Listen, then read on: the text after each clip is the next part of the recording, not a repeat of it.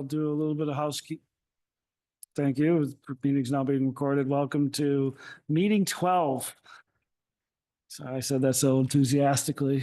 And I believe our last meeting of the EJ Coalition. So, really today is a chance to really wrap up our work and to create ample space to reflect on not just the really incredible contributions that you all and your organizations contributed to this work, but to share just some space for gratitude and reflection with each other.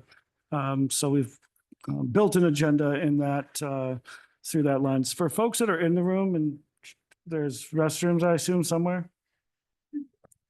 I can see the sign over there. Yes, if you left walk room. down the Okay. hallway, just continue down the hallway you came in on, you will see them on your left. And I assume there's exit signs if there's a fire alarm or anything like that, right? We'll go downstairs out of the building, meet in the courtyard. Do you have to say these things? I don't know. It's my first in-person meeting.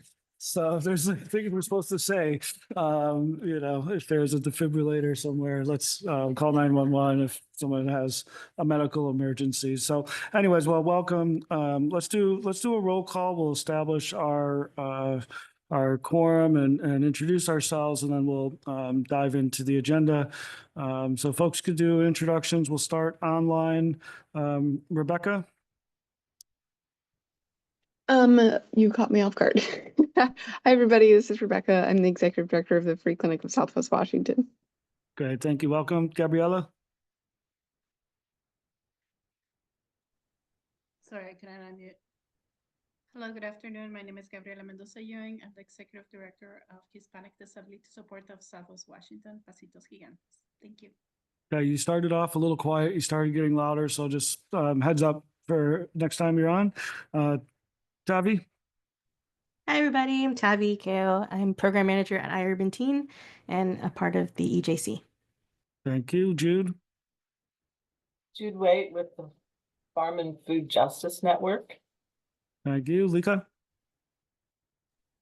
Hi, everyone. Lika Smith, the director of the Pacific Islander Health Board. Thank you. Anna? Hello, everyone. My name is Ana Karen Betancourt Macias, she, her, ella, Director of Programs and Outreach for Latino Leadership Northwest. Great. And Maria, do you want to say hello? Hi, everyone. My name is Maria Brano, and I am with Kearns and West doing the back end tech support. Please send me a message if you have any issues. Great. Thanks, Maria. So I think everybody else whose picture I see here is actually a good person. So Abby?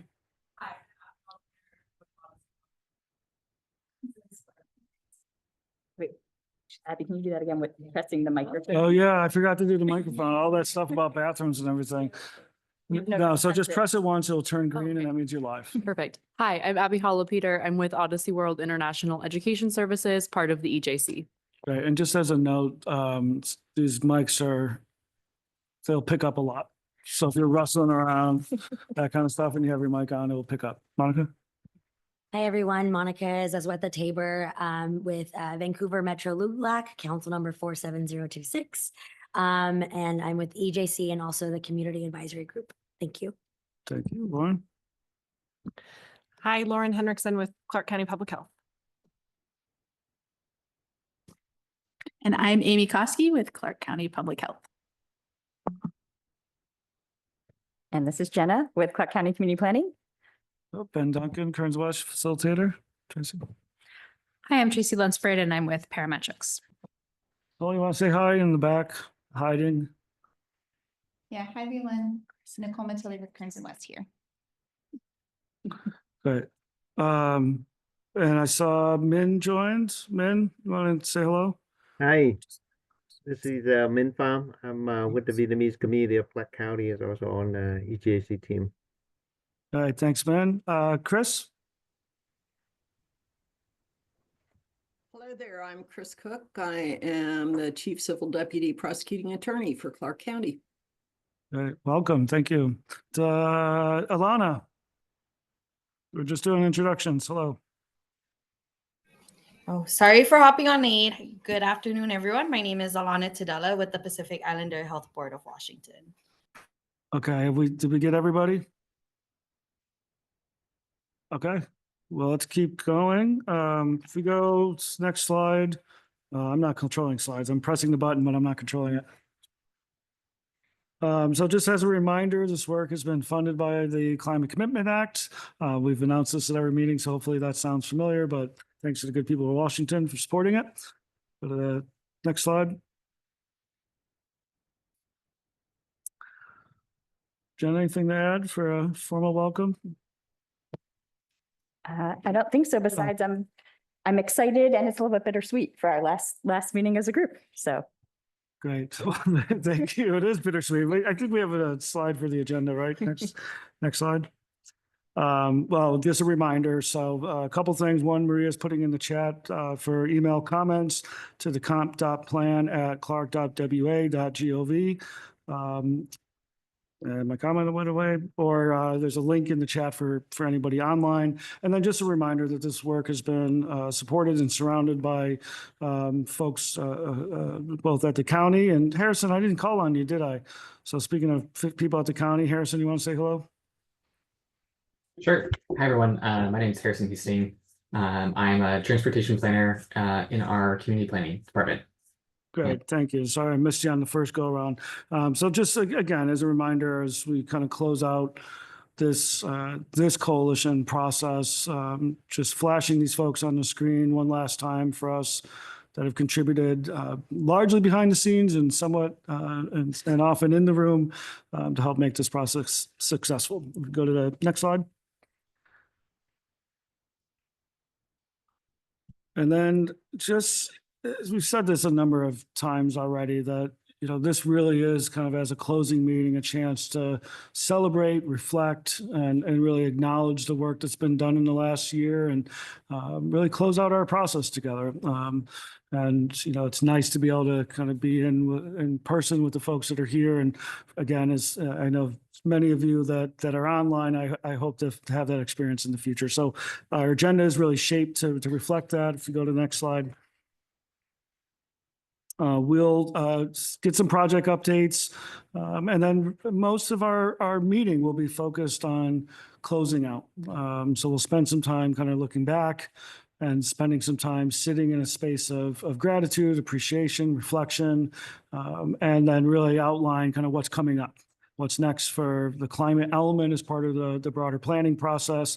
As always, if we have folks that join in the public or come into the room, we'll create some space for public comment, and then we'll close up, we'll celebrate, we'll say goodbye, and we'll continue the good work that you all keep doing. Alma is here as an attendee. Thank you. So we'll promote Alma and have her introduce herself before going forward. Alma, I see you on here. Can you say hello? Welcome.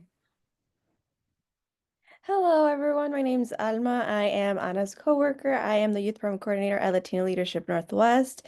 I'm also part of the environmental justice work that we're doing at Latino Leadership Northwest. It's good to meet you, everyone. Great. Thank you. All right. Well, just in time for one other introductions. Johanna, welcome. Good to see you. You got to press your button. It'll go green. And then if you could just say hello. Hello, everybody. My name is Johanna Inoki with the Pacific Islander Community Association of Washington. Great. Welcome. Thank you. All right. Well, let's keep going. Jen, I think it's passing to you at this point for project updates.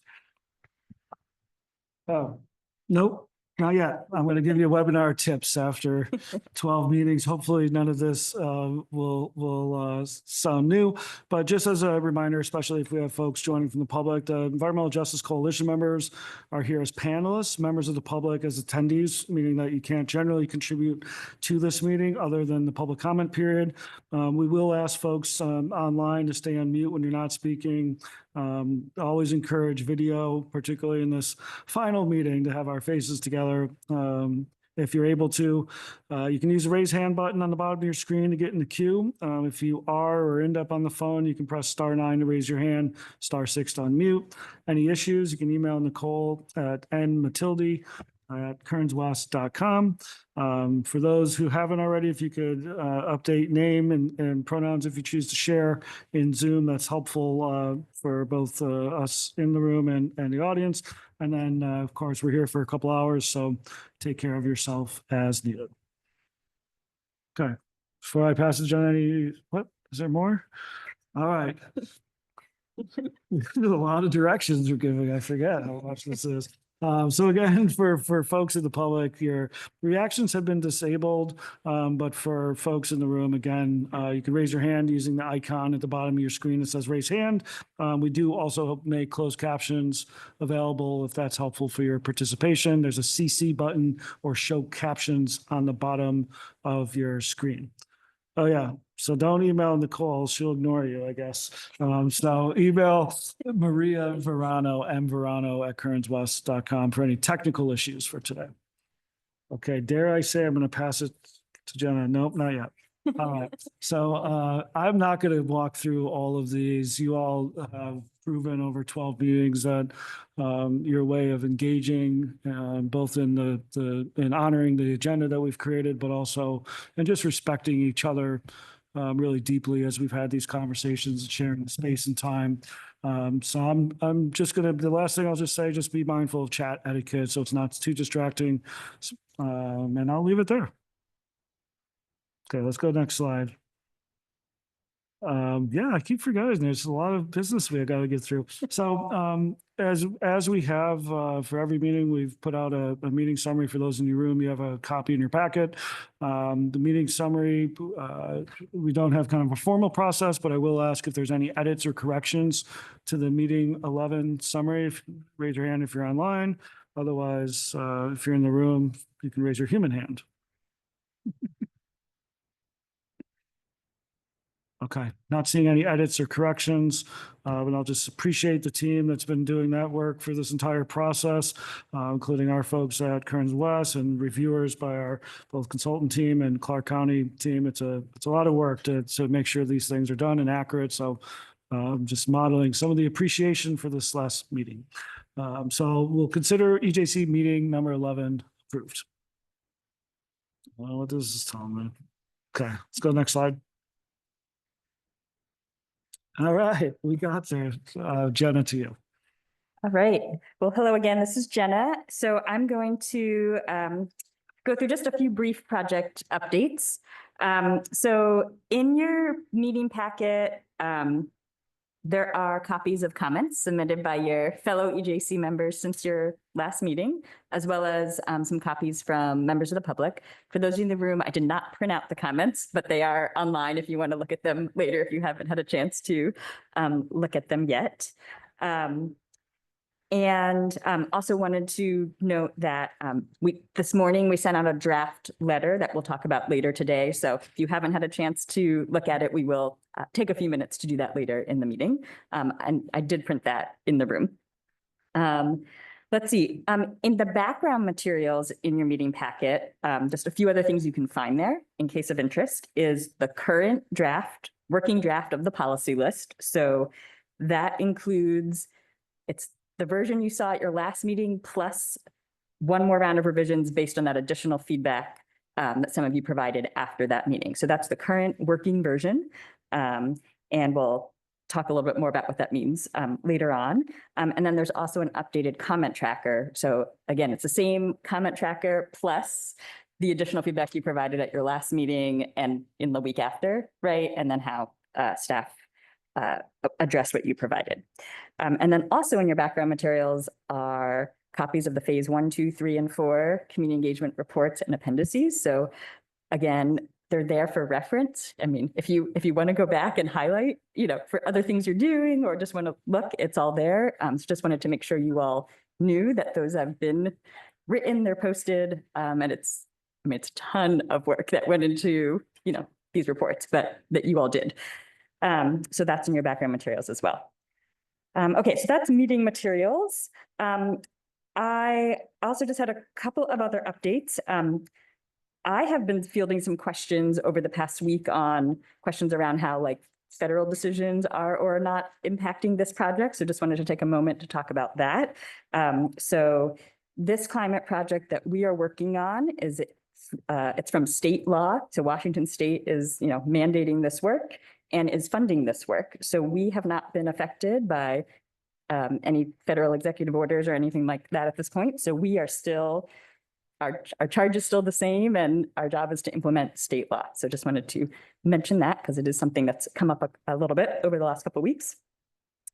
And then one other update, for those of you who are tracking the broader county comprehensive planning project, which this is one piece of this bigger project, just a couple of upcoming meetings.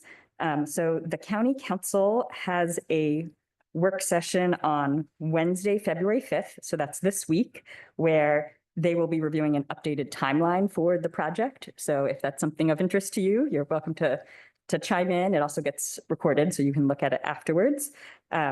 If you are interested in joining council meetings, their meeting details get posted on their website, their meeting page. I believe the work sessions begin at 9 and then they just kind of roll. It's hard to predict when they'll get to a certain topic. And then the Planning Commission is starting to review comprehensive plan policies, and they'll be doing that throughout the year. But their next meeting is scheduled for Thursday, February 6th at 5:30 p.m. And they're going to start doing that work. So looking at policies in a couple of chapters at that meeting. And so their information is on the Planning Commission webpage if you're interested in that. And that is all I have. Right. Oh. I'm just learning how to use my, any questions for Jenna or team around the updates? Yeah, Monica. Just when are we going to be discussing the letter in the agenda? Because I have to leave by 5 or 4:30, 4:45 at the latest. And so I don't know if I'll be able to stay. It's later. It is in our next section. Yep. Good question. Any other questions, agenda, process, or otherwise? Okay, well, let's keep moving. If you go to the next slide. I think we can go, we have questions. I don't have the PowerPoint in front of me. Can we go to the next slide? Okay. All right, so this is Jenna again.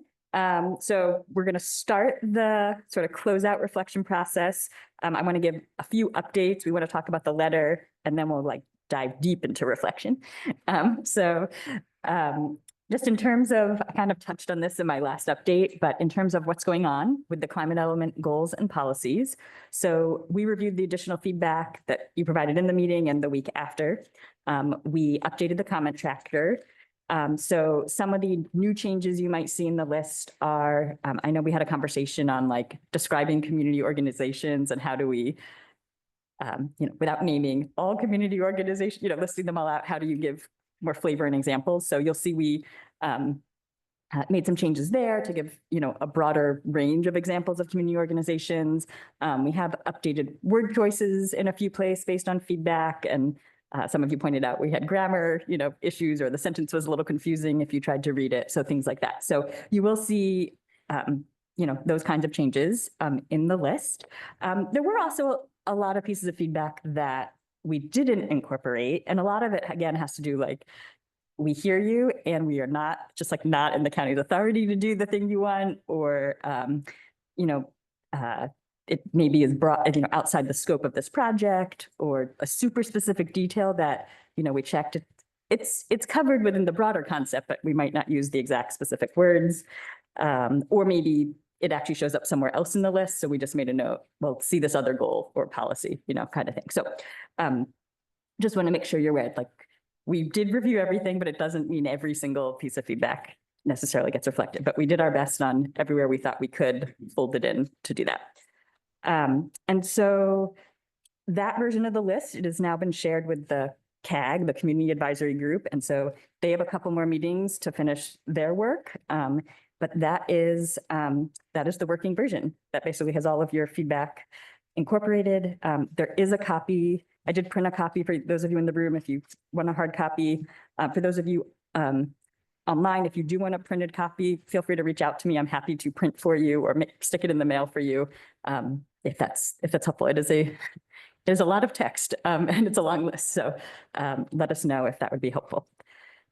So that's where we are at with the goals and policies. If we can go to the next slide. Okay, so maybe I should pause there for any questions before we switch to the letter. Yeah, let's do that. So any questions so you want to go back to the previous slide, please? Just a few bullet points around how we got to where we are. Any questions around the goals and policies and where the state they're in? Okay. Monica?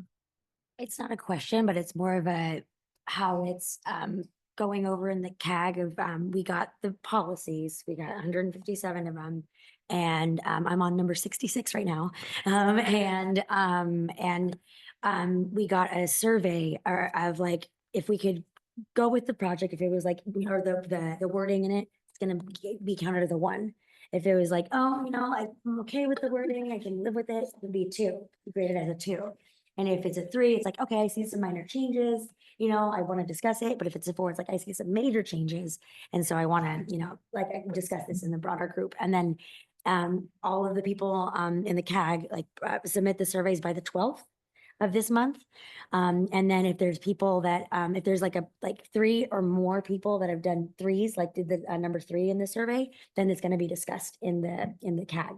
If it got mostly 1s or 2s, then it goes through. Then we don't have to discuss it. And we have the next 2 meetings to do that in February and in March. So it's going through a lot of policies during that time. So I have a lot of notes. So yeah, that's where it's happening over there on that side. Thank you. Well, thank you.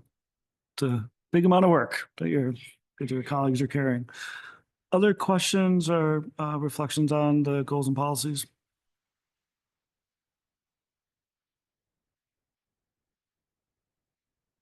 Okay, well, let's Anna, just, do you have to jump right this second? Because I know we're moving into the letter. She might have already left. Okay, well, I know Anna, Jude, Monica, thank you for volunteering and putting together the letter. So I do want to start with you all. Folks should have, if you're in the room, you have a copy here. Otherwise, it was part of your meeting packet for preparation. Maria has also put it in the link for those online.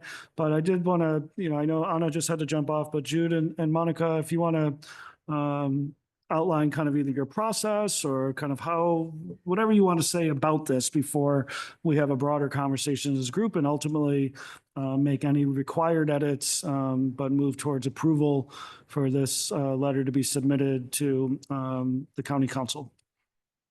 So Jude or Monica, yeah, you want to kick us off and just talk a little bit about process or any reflections that you want people to hold? I don't know. Jude, do you want to go first? Monica's deferring to you, Jude. So, okay. Yeah. Deferring as a starting. Although Jude, if you're talking to us, we can't, there you are. Go team. Excuse me. The process was we got together and we created a Google Doc and everybody had some input and Jenna and Amy provided us with some summary statistics around our work. And I think part of our goal with drafting this sketch was to get your input in terms of the stories, and we really wanted it to reflect what we found in common. And I just noticed today that the meeting notes are amazingly rich articulation of people's input, and I think the common threads are in the memos and reports, and they may not be here, but there's a lot of space down below for stories and particular comments, because there's definitely things that we all resonated with. And then folks had their own individual stories and perspectives. So I think our purpose is to really invite that. That's great. Thank you, Jude. So, oh, sorry, Jude, you broke up. You still going? Over. Okay, over and out. Sorry. It's like, sometimes like if you break up a little bit, I can't tell if it's just a long pause or whether you were complete. So sorry to interrupt, but I think just to remind folks, like one of the things, not just adopting the letter to council, but if there's stories or quotes that are really illustrating kind of the conversations and the impacts of those conversations that you all had. But Monica, you want to add some more context? Yes, and also in the with the numbers of like, we led more than 75 engagement activities. We wanted to really highlight like all the work that we all put in together through this process. And like there was like 2,000, nearly 2,000 people that provided feedback. And so that's a good amount. I hope for more the next time this, Justice Coalition comes into play in somewhere in the county. But it's just being proud of ourselves for all the work that we did. And so I just wanted to give you all a big hug and to thank you for reaching out to your community and being there for your community. And I also have edit when that comes up. Okay, so maybe there's kind of two pieces here, maybe mechanically, because what I hear is an ask if there's quotes, so if folks have those in front of you, it sounds like if you could say the quote, we can capture it and include it as part of what's labeled as kind of appendices in the letter right now. Mechanically, can we approve the letter and folks can submit quotes that have already been documented in the public record and we can be attaching them? So I just want to make sure that we're not like adopting things that then don't have to come back to this group. But if you all did it as part of an engagement process, right? Yeah, so I think as long as the group is good with the approach, even if you want to share a story or highlight a certain quote after the meeting, that's fine, as long as you all are on board with the process. So I think we, if there's like a story you want to tell today that has just really stuck with you, or you feel like it's just such a good example, you're welcome to share today in the meeting. Or if you want to send it via email, afterwards, that works too. And then I think also as backup, I mean, we have comments from 2,000 people. Like we have a whole treasure trove of, direct quotes we can pull, but wanted, if there's something that's really stuck with you all from the ones who were doing the engagement, I think we would love to hear that. So, Okay. Yeah. That's great. So I'm going to offer, I know we haven't been like using Robert's Rules of Order or anything like that in this meeting. So I'm going to ask kind of three kind of separate questions for folks. One is just to get an affirmation that we're going to approve the process, approval of a letter, either stories captured today, or you can identify stories or quotes procedurally. Right. So I'm just going to ask folks like approval of that process, submitting a letter, and you can add additional quotes. So can I get a thumbs up for folks in the room, or a thumbs up online, or some mechanism if you're okay with that? Okay. Is there anyone who has any issue with moving through the process in that way? Feel free to just jump in, unmute. Okay, not seeing any, I'm going to affirm that we've all said we agree with that process. Once we approve the letter for submission, folks are able to go back in, and if you want to either capture stories or quotes today or submit it as an appendices to the letter. Okay, so then the second piece, I'd love to just open up the floor per Jude and Monica and Anna by extension.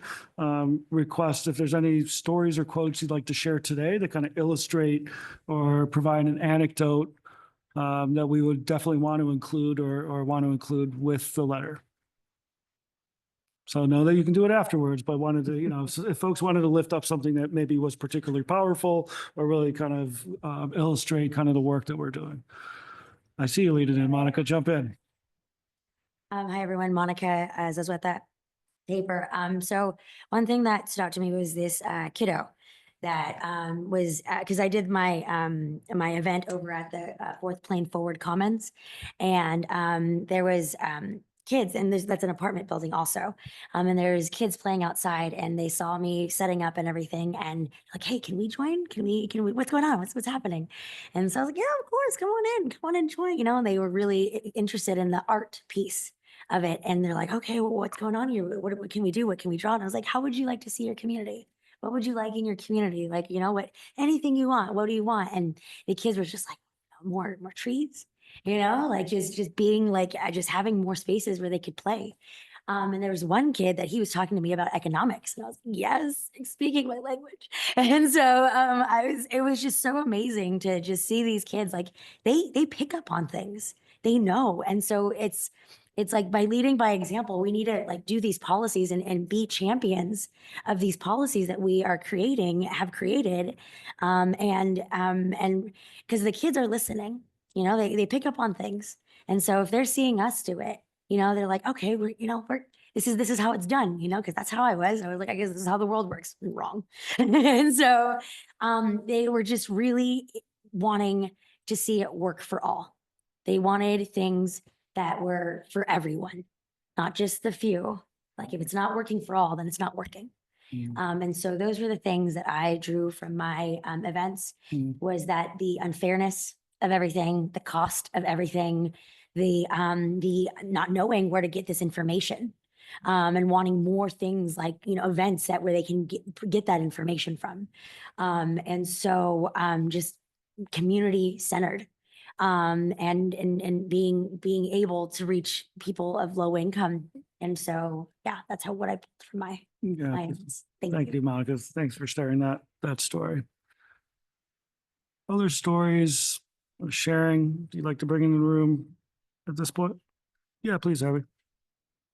Hi, this is Abby here. One story that comes to mind came from our environmental justice radio show listening party, where a big topic of that radio show was a local professor and environmental activist talking about a lot of the critical effects of the critical energy infrastructure hub across the river in Portland.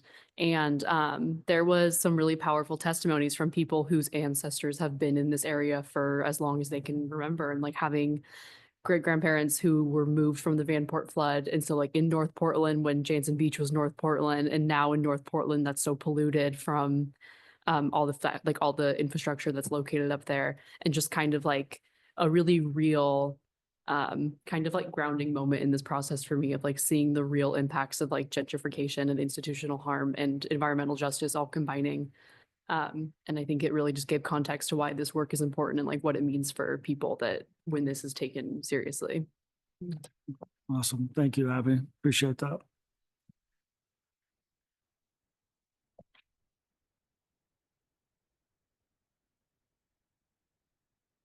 Other folks, invite you in. Yep.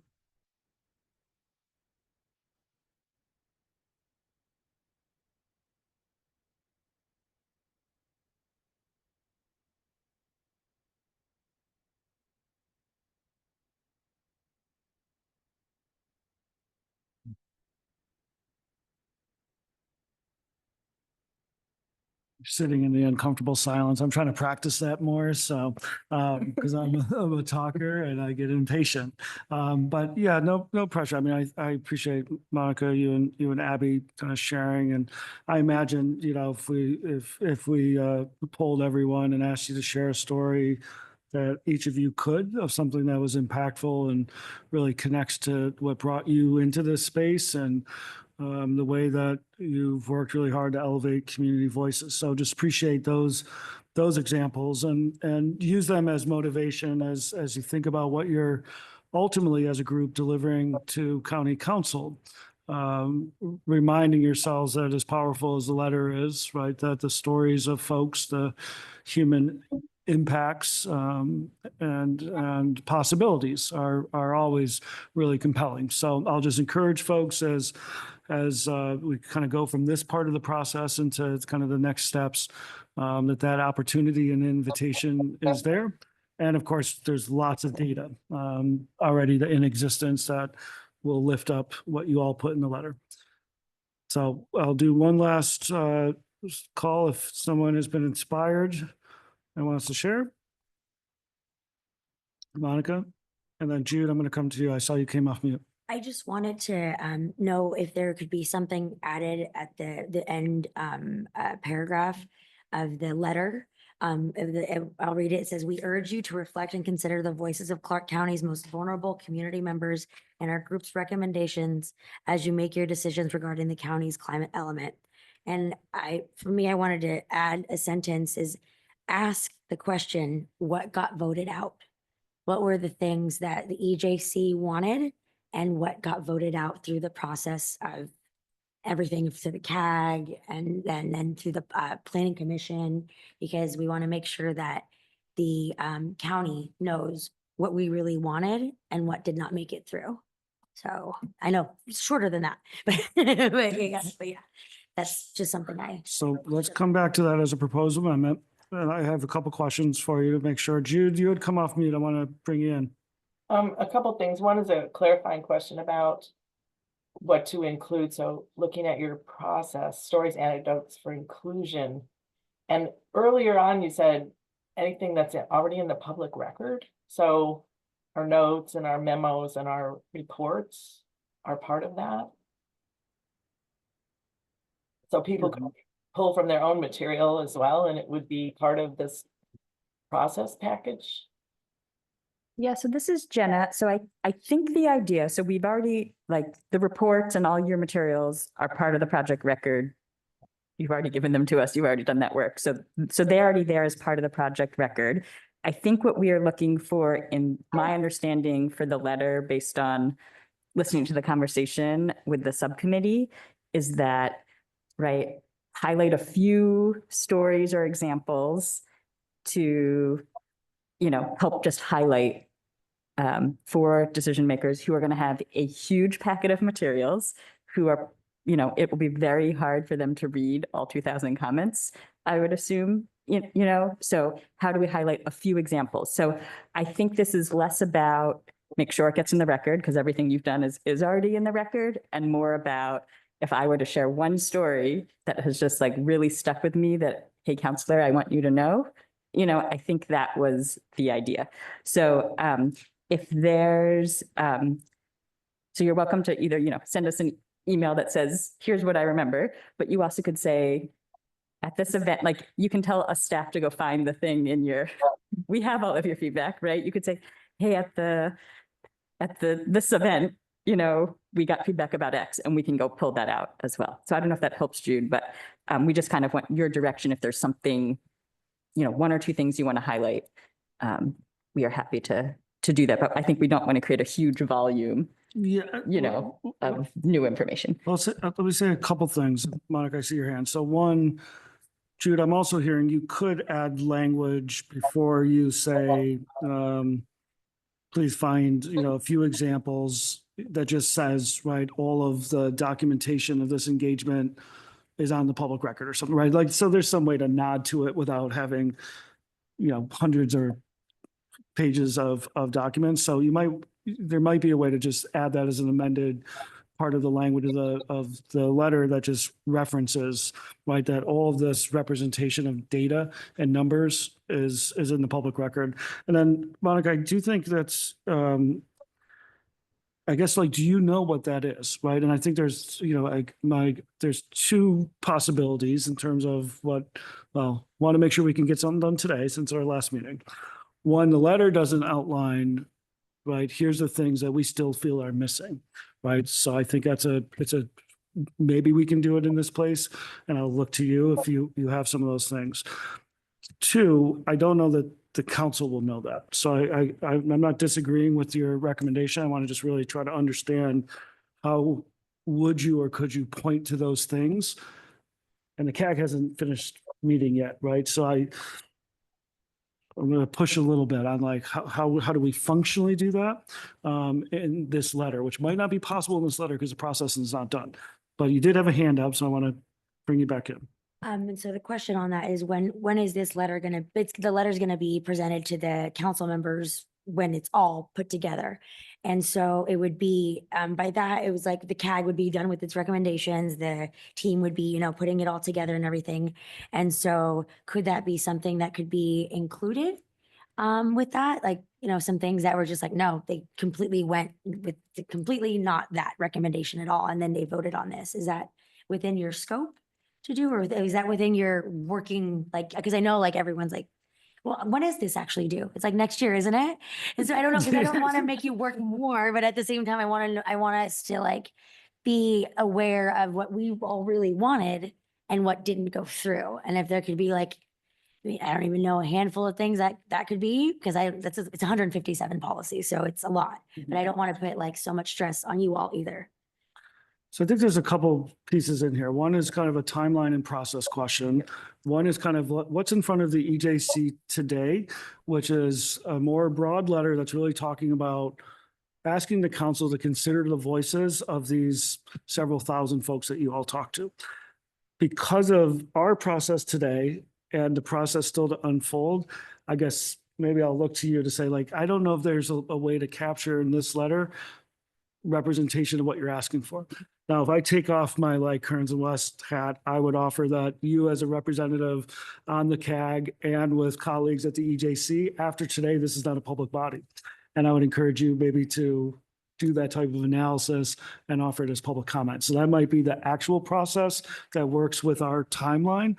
But so I'll put back on my facilitator hat and not my organizer hat and ask Jenna, how should they think about navigating this? Yeah, my recommendation is for this letter, right, is like to emphasize what you all did as the EJC to the council. That is at this point in the process, right? And you're writing it at the end of your work.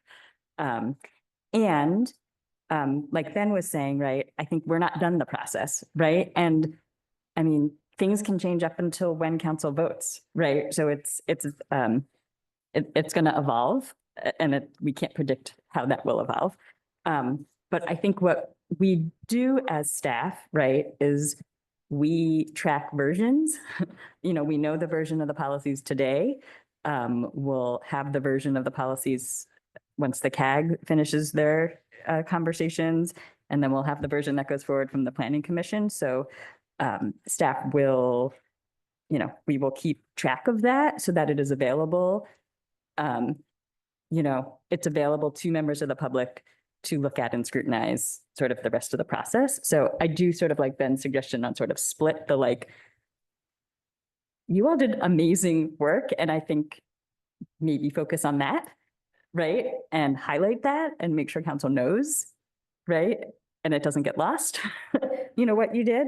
And then the advocacy on hey, what happened to our recommendations, right? That is, I'm not saying that's going to happen, but if it were to happen, right, that seems like a very appropriate role for the public holding that up. That makes sense. So then Lika, your comment is adding work to your plate, Monica. Who else is on that? Is Jude on it? Who else is on the CAC? Jude and Anna, the letter writers. Look at that. So, I do think, Lika, your comment was around reporting back. And so I'm going to, again, ask kind of a procedural legal question. Once this body is sunsetted, which is today, the rules around organizing and public meeting law then no longer applied to this group of people. Is that accurate? That's correct. This group will be disbanded after this meeting, so you all are free to meet as as members of the public and organize yourself. And Gabriella, sorry, Gabriella, we see you. Monica, that's I appreciate where you're trying to go with this, because I do think, part of what you're really realizing right now is the process and timeline and sequencing is not necessarily aligned with the final action. And so you're offering a letter that says, listen to this group of people. I think your last paragraph as it is, right? Urging the voices of most vulnerable community members, our group's recommendations as you make this decision. I think what I'm kind of hearing procedurally is the onus then, unfairly or not, is placed back on you all, and probably a bigger onus on you and Jude and Gabriella and Anna to say, this went in a wild direction. We're going to have to organize around this. And so that might be a different set of actions that you take. Jump in. Yes, the sunsetting of this, but then I feel like I'm planting the seeds always. And so it's having, a dinner, with all the EJC members and, and coming together when it does come in front of the council and saying, hey, we're here, we did all the work and we want to make sure our voices are heard. And these are the voices that were in the EJC. And so I thank you for that, Ben. And then also I wanted to, and Jenna, both of you, and also I wanted to highlight something that Anna said in our subcommittee meeting was when she, one of her stories was that she was asking her community members and they were like, what are you talking about? Like, what is this? Like, we don't have time for this. Like, we're trying to keep a roof over our heads. We're trying to put food on the table. Like, we don't know anything about this. What do you like? Now you want us to buy a car? And like, what are you like? What? And so that was one story that stood out for me that Anna said, because I heard that too. Like, what do you want us to get all this stuff? You want us to get prepared? Like, how we're trying to get prepared to how to pay rent next month or this month or whatever, or get food. So I just wanted to highlight that story that Anna shared with us. Yeah, thanks for lifting that up. Jude, where did Jude go? Do I see Jude? No, yeah, you just came on camera. I lost, I didn't want to lose your comment from earlier because that may be additional language. I mean, obviously the public record exists. Were you making a suggested edit to just name or reference the full public record? Or were you suggesting that that's an appendix or a link maybe to the webpage or some way to know that it exists? I think the final paragraph really pretty much says that we have a lot of stuff for you to review. And I really appreciate the last comment from Monica that was a really common thread. People have never been asked. And people are like, where am I going to market my lettuce tomorrow?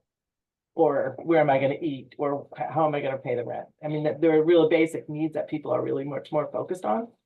So the other thing that we talked about this when we were looking at the statistics of how many people we officially reached or responded. But does this reflect like how many people we touched? In the sense of they came or they walked by or they were asked or they didn't turn in a survey or something like that, but we can't really know, but there's a multiplier in here that I think we talked about. I don't know whether that can be captured or not, but the impact of people who've never been asked anything and didn't really have any idea and then suddenly had a voice, right? So. I mean, I think there's a powerful, it's a powerful sentiment. I don't know that it's my job to try to wordsmith with you all, but again, this is a procedural question. I mean, there's two ways to do this. We could approve with general concepts, right? Like, can we add language around that multiplier effect, or can we add a little language that really says, we engage with folks that have never had a conversation about this. And so we could approve the letter. Sorry, I like to see everybody. We could I think procedurally, and you all, I guess, could make this decision because we don't have hard and fast rules. I think we could approve the letter with some conceptual edits and then approve the letter writing committee. I don't know if y'all had a name, the letter writing committee to make those minor kind of edits for language, but capture the spirit of what we approved.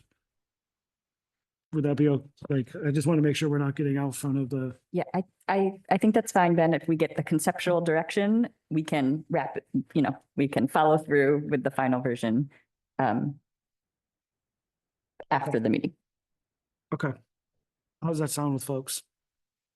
So before we go there, and I'll come back, I want to open it up to the group if hopefully folks have had a chance to read the letter, reflect on it. Were there any edits, comments, or suggestions with this process in mind that we can kind of approve the letter as written with some agreed upon but important amendments? Yeah, Abby.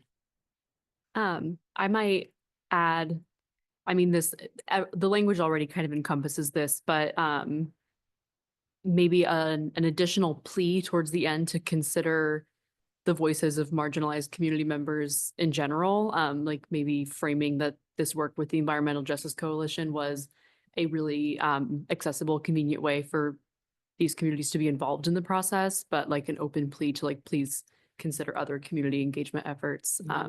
Also just thinking about like the work from the organizations that are funded by like the Department of Commerce to do more of those engagement around the comp plan as well. Okay. So just modeling that is impactful and accessible way of doing engagement and to engage further. Okay. Others? Aaron, welcome. Were you here earlier? Aaron, just want to say hello?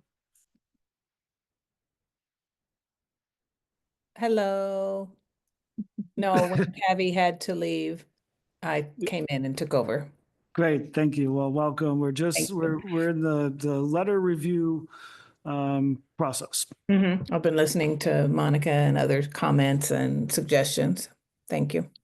Thank you. Any other comments or suggestions? And I'm going to try to do some reflection of what I've heard and see if I relatively got it right. But I want to create some space if others had comments. Yeah, Jenna?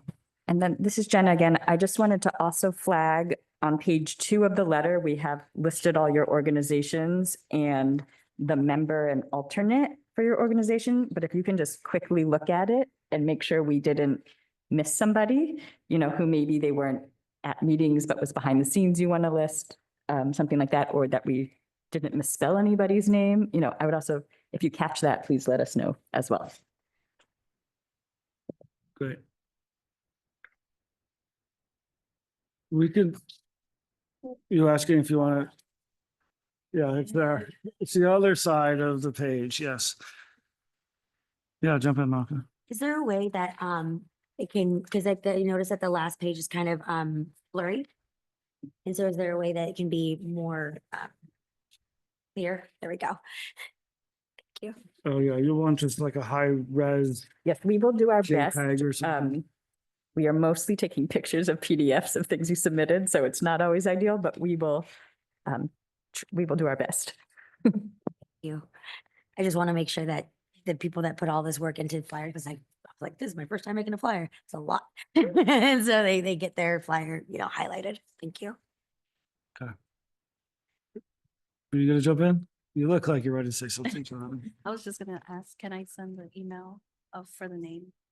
Oh, yeah. Yeah, so let's just capture that for any updates to page 2, whether it's names or ensuring that the association is correct.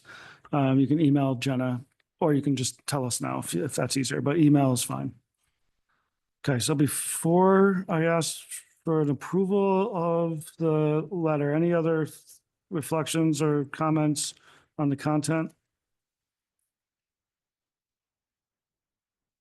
Okay, so team helped me out, but I captured kind of 3 things, and Anna, who is not here, but is getting assigned work anyways. Anna, Monica, and Jude as our letter writing committee. What I'm going to ask is I heard a couple things that then I'll put into and ask for affirmation. So one, some language that really recognizes that alongside the numbers that are shared here, there was kind of 2 pieces. One, that there was many more who were impacted by this work, either because they witnessed or came by, had a conversation, however you all want to capture that aren't necessarily reflected in a survey, right? But it's touched a lot of people, right? That multiplier effect. So there's kind of 1 and 2 are kind of this idea that this only represents a snapshot of folks who engaged at that secondary level. But a lot of other people were touched by this work. So these numbers, you know, are actually multiplied by other interactions. The second piece, and Abby kind of add language when I butcher this, but really just that this represents a model of practice that was impactful and accessible, and that there's an opportunity, obligation, whatever the language is, right, to really do further engagement. This doesn't represent everyone in the community who would be touched by this work. So for Monica, Jude, and I know Anna's not here, we'll put that in the notes. But that would be part of work that you all would just add and edit with the approval of the rest of the EJ Coalition. Is that, Abby, did I get it close enough? Okay. Monica? When would you like this to be due? I think whenever you all can do it and Jenna tells you when it needs to be. Yeah, I can coordinate offline after the meeting, but we'd want to, I think, wrap it up in the next few weeks before we don't want to lose track, right, of this conversation. So Yeah. try to wrap it up shortly. All right, perfect. Thank Yeah, they're not big substantive edits, but they're important edits, You're very right? So I hope that it doesn't take you too long to kind of coordinate and make these changes. So just to be clear, the ask right now, and thank you again to the letter writing committee for doing such a wonderful job kind of capturing the information and really telling kind of a story of the work that you did in a really pretty succinct way. So I'm going to ask, with the additional language edits that kind of conceptually were named, right? The kind of power of multiplication and folks that, aren't represented by a survey or by kind of participating in engagement activity, but they were still touched. And then this idea that we want to replicate best practices of impactful and accessible engagement. With that, plus the letter as it's written, I'm going to ask for folks for a thumbs up. Hopefully like if you can turn on your camera or do a hands raised if you can't go on camera. So I can see a full thumbs up for folks for the record. Thank you. Is there any thumbs down, which means that I want to talk about it more? I'm not satisfied. Okay.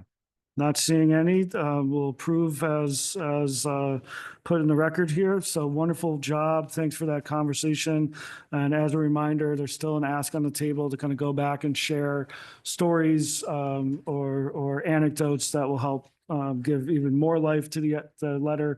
And then the final piece is just the review if there's any blurriness in the things that were shared, if there's higher resolution versions of anything that's been shared, please send that to Jenna and team. And this is Jenna. Once we do have a final version, we will share it with you all. So you have a copy and can see it and all that too. So. Yeah. And then Aaron, I'm going to come to you and then I'll just reflect back one more thing. Aaron, jump in. Jenna, do you need, say, the logo files in a particular file format, whether that's PNG or GIF, PNG or GIF, or does it matter? Does that make it crisper when you try to place it onto documents? A JPEG or whatever the PNG files, those are probably the easiest for us to put into a Word file versus like a PDF. So if you do have, like Aaron, I think the last one is from my urban team. My screenshot did not do it justice. So if you all did have, a copy of that, that would be great.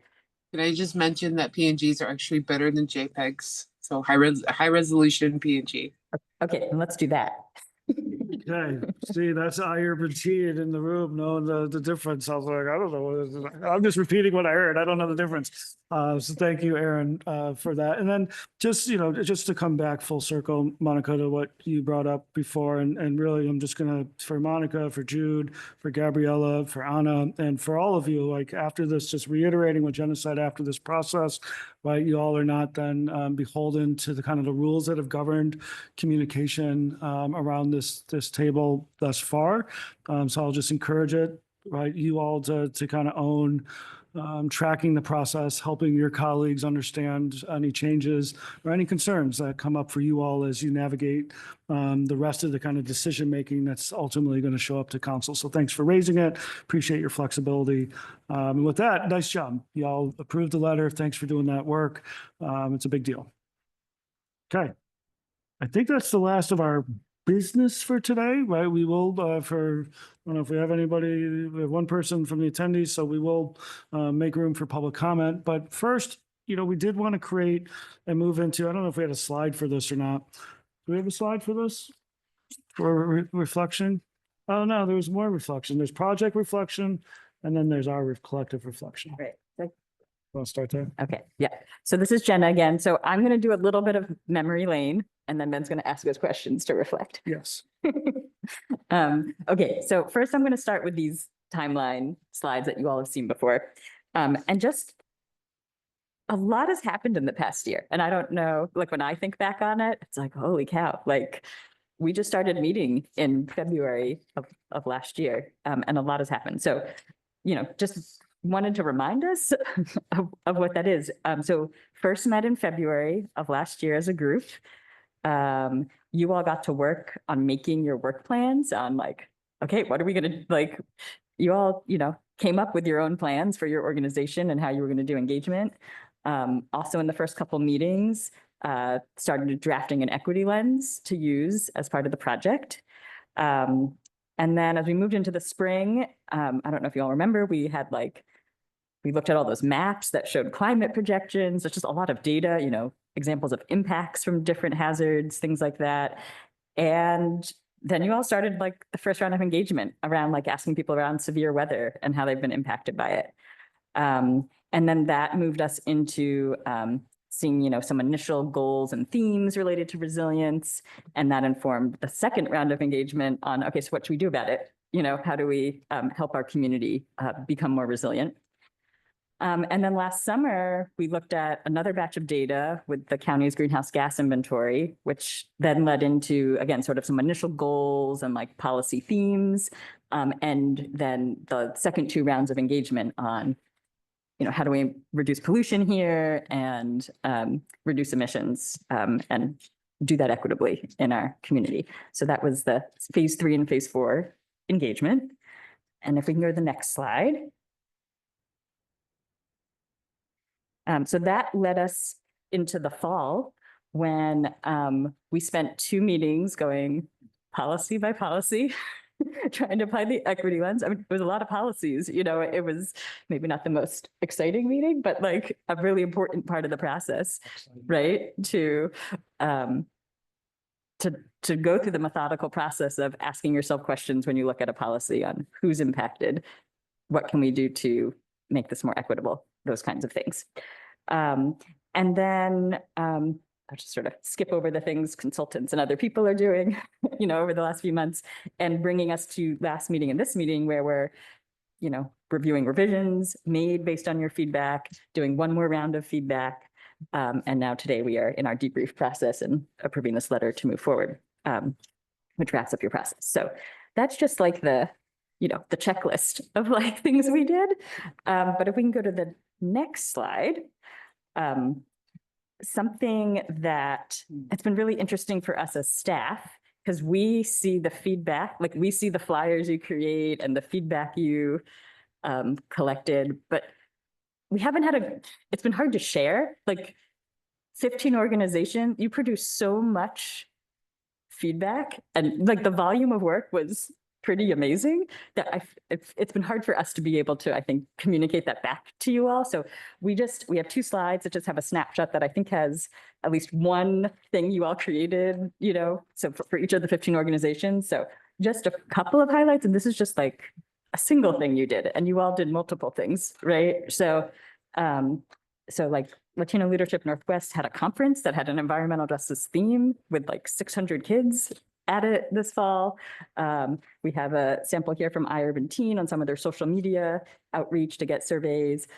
We have a drawing here that came out of one of Monica's events. So we weren't, we got a lot of surveys, but we also got feedback in the form of pictures as well.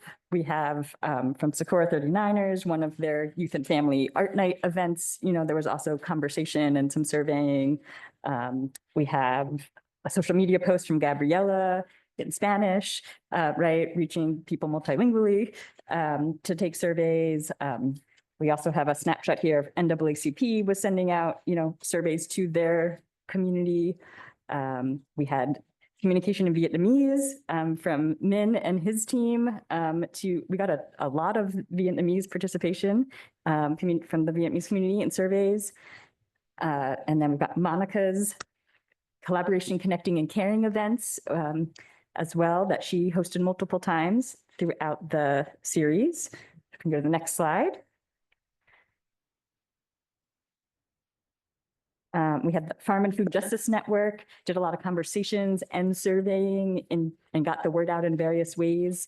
I think these cards are maybe at some of the farmers markets and other various events that people could connect to surveys. We had Pacific Islander Health Board and PICOA teaming up on some focus groups and like your Spooktober Wellness Fair event, and Council for the Homeless, you know, who did a lot of like customized conversations and surveying, making things, you know, very specific and applicable to people who are struggling to stay housed. Lots of focus groups from the free clinic in Spanish and English.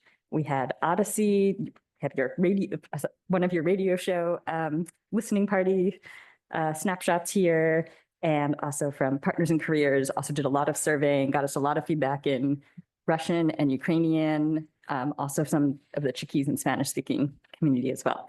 So that's just like really quick, but I think we wanted to be able to share more, so we're trying to do a little bit more of that, at least visually, with you all.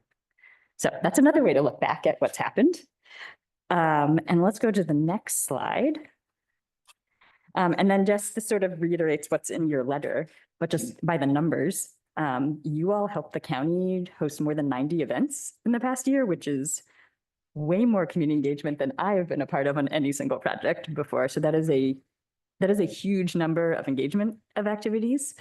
In terms of languages, we ended up providing sort of key materials in 12 languages, which I don't know if you all remember this, but I think I had budgeted for about 6 languages for this project. And then early on, got some pushback on like, wait, but my community speaks other languages. And so I think, you know, that feedback made us go back and look at our budget and figure out how to shift money around to be able to do more translation. And we know we need to do better for the Pacific Islander community because getting quality translation has been actually very hard for us as the county. So we know that is a big thing that we need to work on moving forward. But translated into 12 languages, well, that includes English, so translated into 11 languages. You all helped us with the first, create the first equity and environmental justice lens that's been used on a county planning project. And then as a result of all of this, we got feedback from about 2,000 people in the community. And if you look at the demographics, we heard from people in every single zip code in the county, across, people spoke multiple languages. I think on average for each phase, usually about 30% of the people who provided feedback spoke a language other than English frequently, or at least identified that. Heard from people across, many different races and ethnicities and genders and ages, and across many different financial and housing situations. And then, I think the application of the equity lens really resulted in equity and environmental justice considerations now sort of sprinkled throughout the entire policy list that would not have been there had we not gone through that process of using that lens. Okay, so I think that's it for my recaps in a few different ways, and I'm going to pass it back to you, Ben, to. Yeah, that was awesome. I was like, I want like posters of those slides and those flyers in my office. So I might have to follow up with some of you because it's a great representation. We can go to the next slide. I think we have some questions that we're gonna put out, but this is going to be a mixture of both my role with Kearns and West and maybe just my role as a human in this work. And so I was just scribbling some notes. So one, I'll just say that this is like one of my least favorite parts of my job is like the last meeting. And it's one of my most exciting parts of the work, right, is to watch a process unfold where folks that are really committed to the work gave so much of themselves, right, in service to these outcomes, in service to community, in service to Clark County, right, in service to so many values that you all show. And I'll just say, just right off the bat, really just appreciate my fellow colleagues on the consultant teams, Tracy and your team, and, Dana is not here today, that did a lot of the work behind the scenes to help kind of build some of that foundational work around the data and emission reduction and kind of contributions to climate vulnerability and risk. And so just appreciate that. And for Nicole and Maria and the folks at Kearns and West, just really, appreciate, this, I get to sit and kind of have this fun conversation, and they do all the work behind the scenes to make sure the tech is working and that those meeting summaries are really accurate. And then finally, at Clark County, I'm like, it's moving to hear, right, Jenna, that reflection, that slide is really powerful. But just like the exhibiting the best practices, right? I mean, I spent a lot of my life trying to convince jurisdictions and agencies to do their work differently. And this is such a model of it. And, even in that last piece, you're reflecting around the number of languages, like the flexibility, the patience, the care, the love that has gone into this work has been really inspiring to see. So thank you to all of you who've put so much energy and effort, and Jenna, you in particular, have been really, a big part of being the face of Clark County, which is a lot to hold, and I'm sure in ways that I don't even know. And then for the EJC, I had a chance for most of the folks in this room to interview, to have that initial conversation, just to get to know each person just a little bit and how you were entering this space. And from that moment, right, just being inspired from, really from the moment we responded to the RFP, it was like, wow, this is cool. And Environmental Justice Coalition. And, we wrote some stuff about whatever, and y'all went with it. And here we are 12 meetings later. But from that first conversation, just really appreciated kind of the why, right, which is often what I'm looking for in those initial, why are you doing this? What brings you into this space? And the whys have been so powerful, not just from that initial conversation, but just in every discussion that we've had, including the one that we had today, right? The why and your kind of collective, relentless, unwavering to purpose has been just really inspiring. And so it's one of the greatest joys of being able to be in space and be in the work is just with folks that, regardless of where you're coming from and what your community or interests are, right, being so driven by purpose is one of my favorite things to see and be a part of in the world.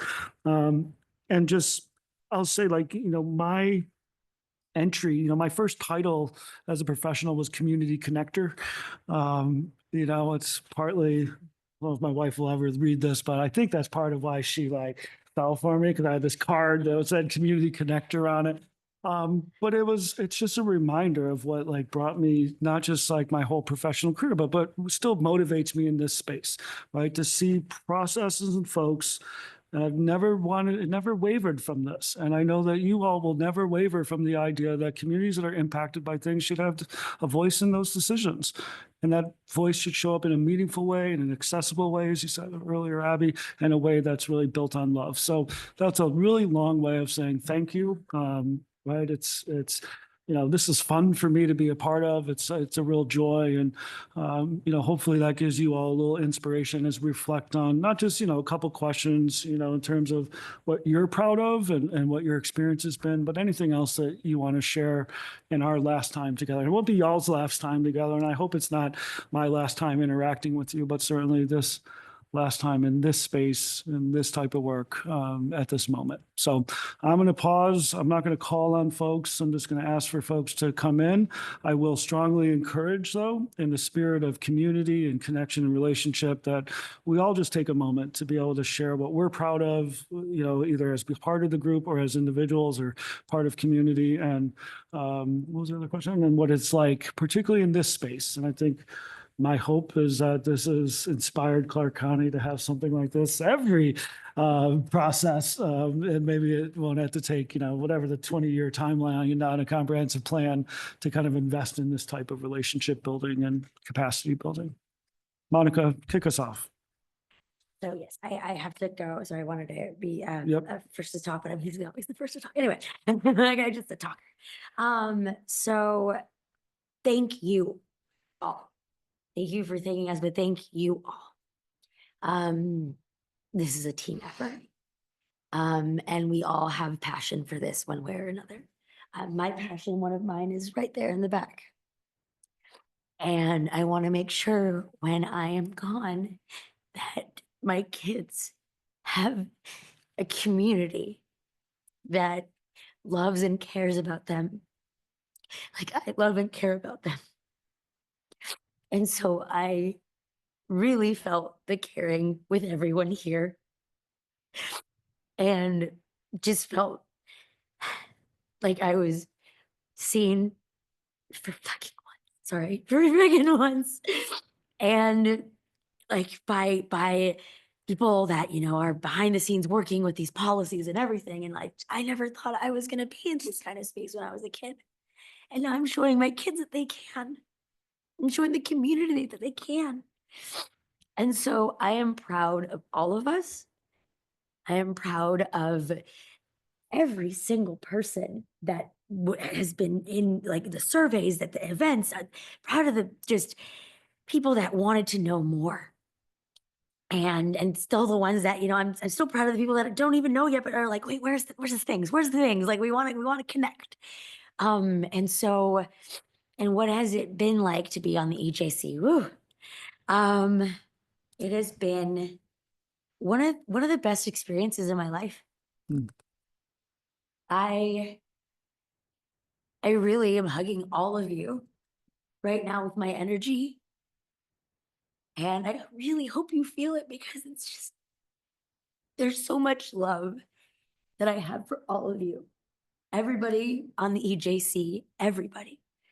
And so thank you. Thank you, Monica.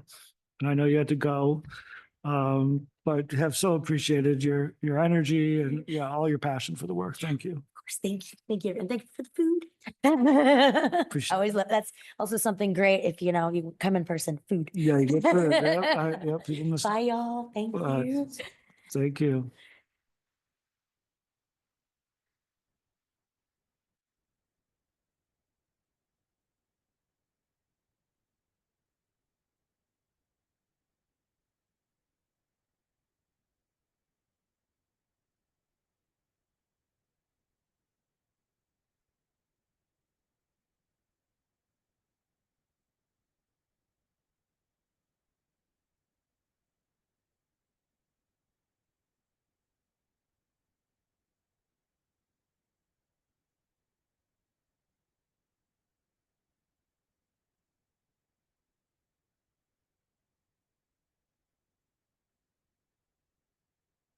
Let's say the agenda item goes till 5:20, so that could be a long time to sit and wait. But we'll create some space. You know, I won't force people, but please feel free to share. Rebecca, thank you. Jump in. Yeah, most proud of, I'm definitely proud of just our organization for jumping into something that we haven't been a part of in the past. Getting into environmental justice work was something different for us and new for us. And I was just really proud of the way that we engaged with our patients in a different way. And then that just, I think, sort of freed us up to realize that we have the capacity to do this. We have a good opportunity to engage with our community in a way that we haven't before. And I think it's given us, you know, a little bit of confidence, if you will, that, hey, like there's more that we can be doing than what just the things we've been doing for 35 years. That doesn't mean what we've been doing for 35 years hasn't been impactful, but there's more that we can do. So I'm really proud that we have done that and can hopefully do more of. What's it been like? It's been great. I've really enjoyed getting to work with all of you and learn more about all the amazing work that everybody does. And I'm excited to hopefully connect on future projects, future everything. So it's been a real pleasure to work with everybody. Thank you. Yeah, thanks, Rebecca. And I know you carry a lot in that clinical environment, so appreciate all that you had to hold. Gabriella, thanks. Thank you. Can you hear me? You're a little quiet, so if you can use your outside voice, maybe. Okay, sorry, my internet is having issues all day. You sound good now, though. Thank you. Okay, thank you. Yes, I just want to say that I am grateful for everybody that supported us in this process to reach out to our community. You guys helping us with interpretations, with support to get us organized and to follow the plan through. I want to really thank you, and to all the organizations that partner up to the work. I'm very grateful for all the outreach that everybody did, and especially I'm grateful for the community that responded to the need of those questionnaires, and that came to our events, that shared their vulnerability, where they lack the help, the support, or the things that they want to see, how they envision living in Clark County. And I'm so proud of them for using their voices and for sharing with us this information that we can present to the county, because this community is usually not taken in count to have a voice. It's sad to say, but they were actually very happy. It's like, wow, they want us to give our feedback. So that was actually some of the reactions and expressions that I got when we did our first event, reaching out to them, and not only that we had the opportunity to provide some food for them to have when we were having these events, and also to have some kind of like incentive. They didn't even know they will get an incentive for providing feedback, and to them was a totally new concept. So thank you so much for the opportunity, and yeah, just let's continue advocating for our environment, because we need it. Thank you, everybody. Yeah, thank you, Gabriella. Appreciate you. I appreciate you too. Thank you. Jump in, Abby. Abby here. I would say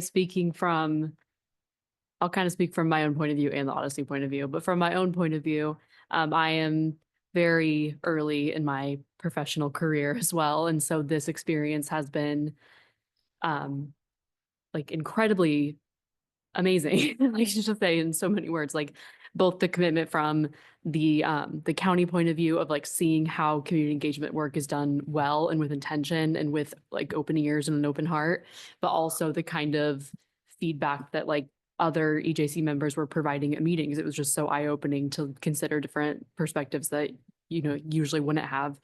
And then also the thing about this project that I think our organization has benefited from so much is just that focus, like an environmental justice focus, has kind of served as like a missing link between a lot of things to us. Like I mean, like kind of similar to you, Ben, like my first position title was like women's health equity advocate, like something just like that, because that's like my primary project at Odyssey.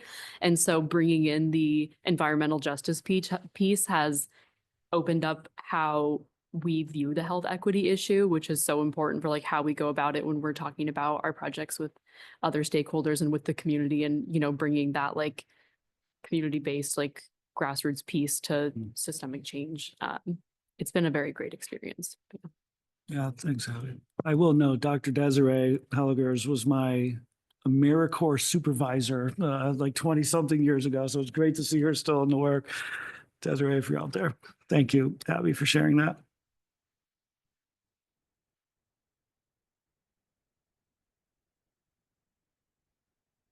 Yep, come on in, Johanna. Thank you. Hello, it's Johanna. Yeah, I'm really proud of the work. This is kind of my first time really like doing policy work, so it was really great to experience, and yeah, learning all the different perspectives that everyone had brought in really allowed me to think more widely about how do I do my work intentionally and at this level of policy work. And yeah, I'm just so proud of what everyone did, and it was amazing to see all the engagement, and you know, even realizing that a lot of our communities face similar struggles, and that environmentally we can come together like we did on this project and, create more future and more love and support for each other through everything that we go through. And I'm really thankful for the team who, gave us like constant reminders because I know we all get so bundled up with all our emails and our messages that come in, and I'm really grateful for the experience. Thank you all. Yeah, thank you. Appreciate you both sharing, right? These tables are not always easy to come into, and just the way y'all showed up has been wonderful to see. Thank you.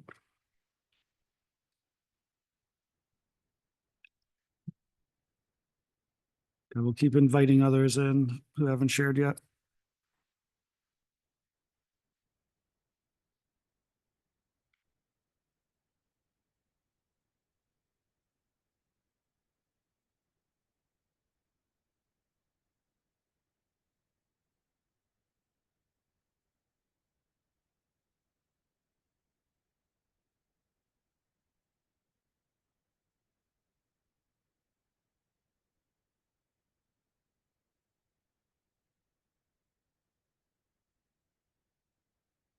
Man, I can see you giving that look like you're ready to jump in, so I'm gonna call on you. Sure. I think this is the first time I engaged in some project for this long, and also the first time that our community actually able to provide input directly into the process. And I think it's probably a learning experience for us, and I think it probably good for the community to get into this engaged process. So for future project, anything that we can actually jump and help and get our community a little more prepared. Yeah, love that. Well, and thank you, man. It's opening that pathway and building capacity and setting an expectation that you can be part of things is powerful. So really appreciate that sharing. Thank you.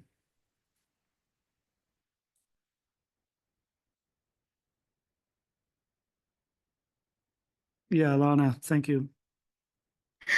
Sorry, it's been pretty busy over here, but I am so proud of everybody and all the work that we all did to come together, and I'm so grateful for everybody behind the scenes, especially Lauren. Thank you so much for all your help in assisting us. And this is a very, very new experience for me, and it was such an honor to be a part of such a big coalition that's very needed in our communities. So I'm glad that we all got together and we were all able to finish what we were all brought together to do. Thank you. Yeah, thank you. Appreciate you, Lana.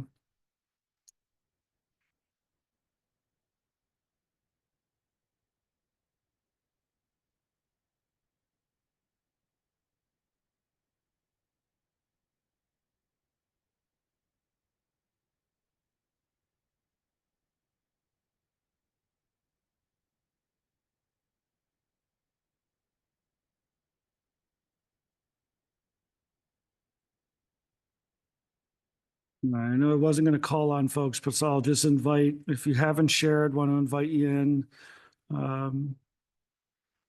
Be great to hear from you, just to reflect with your colleagues. And I know we have maybe one more round robin with a couple other questions, but wanted to just create this space for you to celebrate you and celebrate this process. June, Jude, jump in. I really appreciate how everyone brings their own voices and the voices of their communities, but always has in mind the voices that aren't here.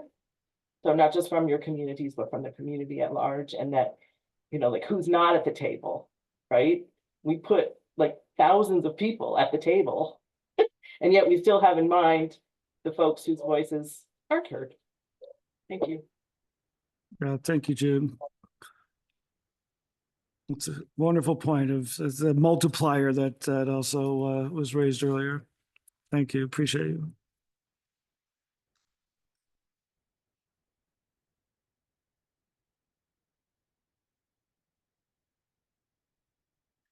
I'll do one last invite in for this question. Or this slide.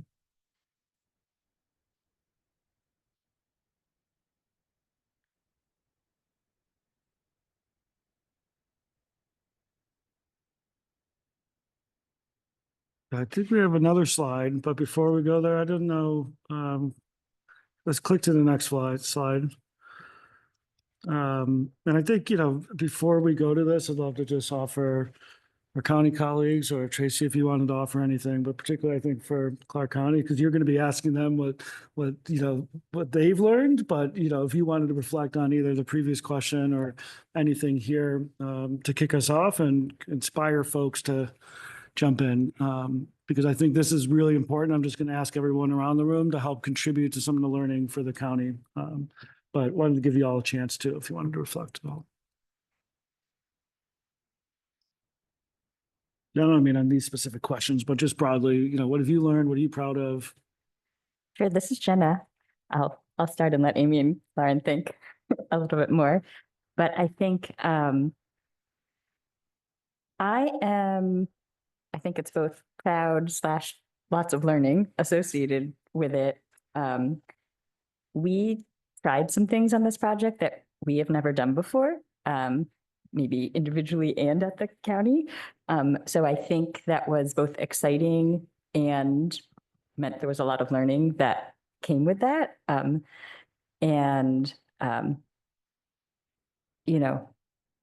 think we didn't quite realize, like we love the idea of getting this group of all of your organizations together and to not quite think through how much work that was going to create for ourselves.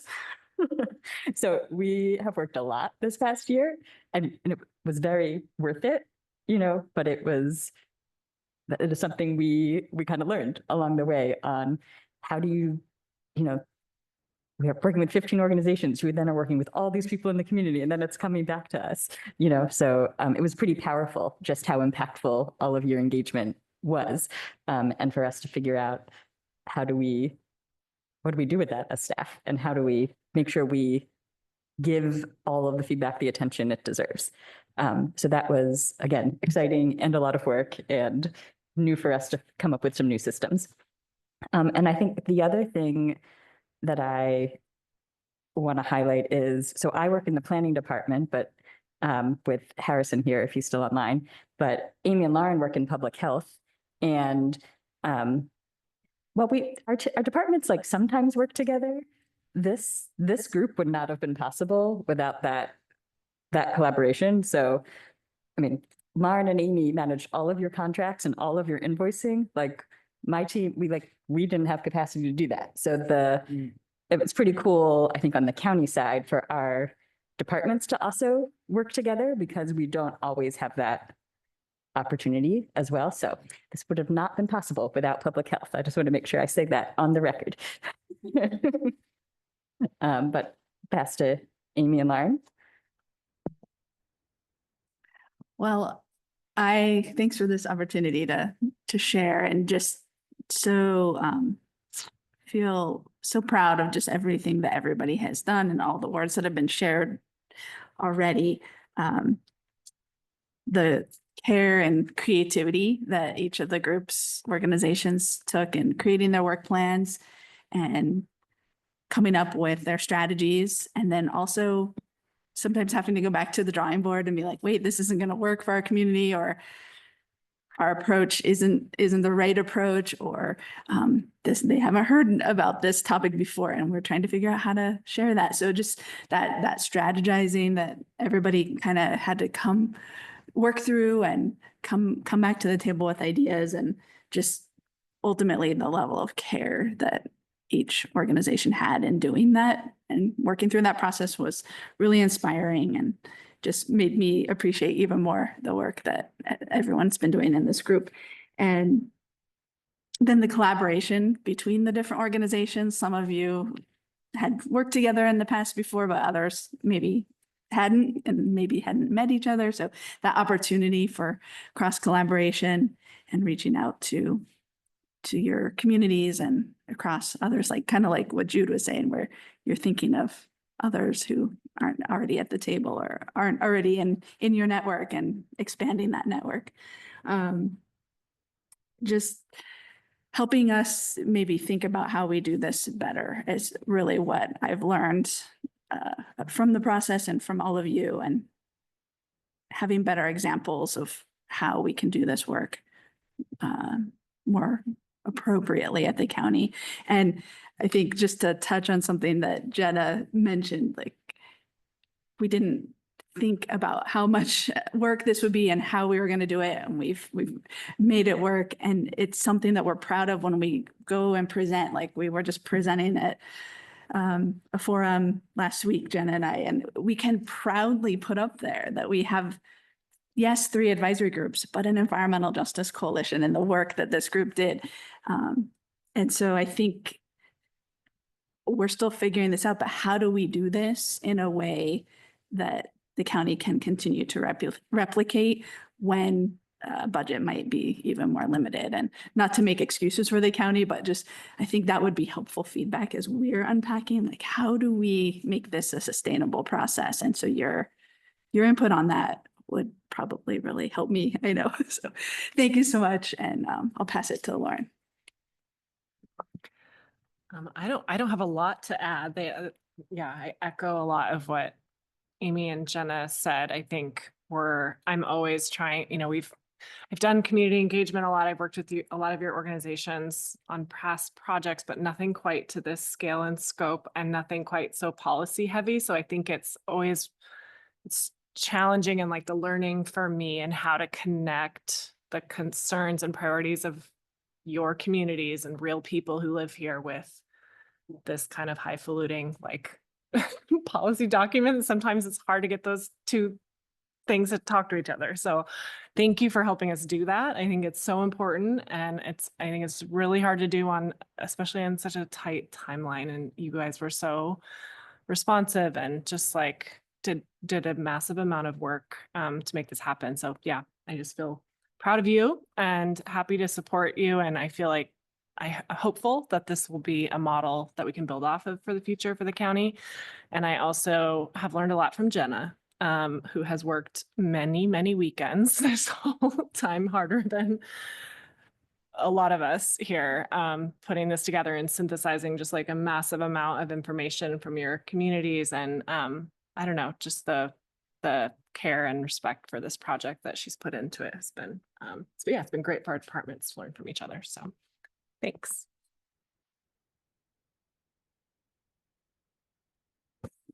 I'll keep, sorry, that's loud. I have a, I use my outside voice a lot. I will keep it kind of brief. I've just really enjoyed learning everything that all of these groups have brought to the project, and applaud you all for trying something new and adjusting along the way. And I think that's the best way to move forward. I think as the work goes forward with the comprehensive plan too, I hope you bring the same spirit to the implementation of the plan, is try something new and make adjustments along the way. Because nothing is perfect the first time around, and there's always something to be learned from what you've tried. And the goal is really to do what's best for Clark County. So I applaud you all for working toward that. That's a wonderful segue into the questions, and we do want to hear from everyone. So I'm going to just go around table. So just expect that it's going to come to you. And there's kind of a couple opportunities to reflect on kind of what you might have learned, as part of this process of what worked and maybe what didn't. And then what would you want the county to know? And I know, Jenna, you teed some of that, and Amy as well, right? If you all do this in the future, what should the county know? And so this is an important opportunity for you to do some reflection and to give some real meaningful input to how to make this work in the future. Rebecca, start us off. I just wanted to say a big thank you first to the county staff. I worked for county health departments for many, many years before am in the role that I am now. And I just know how challenging sometimes it can be to work within sort of a governmental structure. And I just wanted to thank you guys for doing an immense amount of work. With probably, some limitations here and there on the various things you can and can't do. So I just wanted to recognize that that was just a major lift. And this is a segue into my answers here, which is your guys' assistance around like invoices and billing is wildly useful. I mean, especially I think for nonprofits that maybe are not used to the way that you guys do things fiscally. So I would just like to kind of shout that out as if you're going to do this type of work in the future, that kind of assistance is super helpful. And then the translation work that you guys did too was also hugely helpful. And I think just those kinds of things make it easier for us to do this kind of engagement work, knowing that a lot of the sort of little sort of nitty gritty kind of barriers that can be prohibitive, I think, especially if you're a smaller organization, a lot of those barriers were removed thanks to your guys' hard work on the back end. I'll stop there. Thank you. Right. Well, thanks for kicking us off. Like I said, I'm going to try to go to everybody around the room. Do you want me to call on you, or do you want to volunteer until I have to call on you? Aaron, thank you.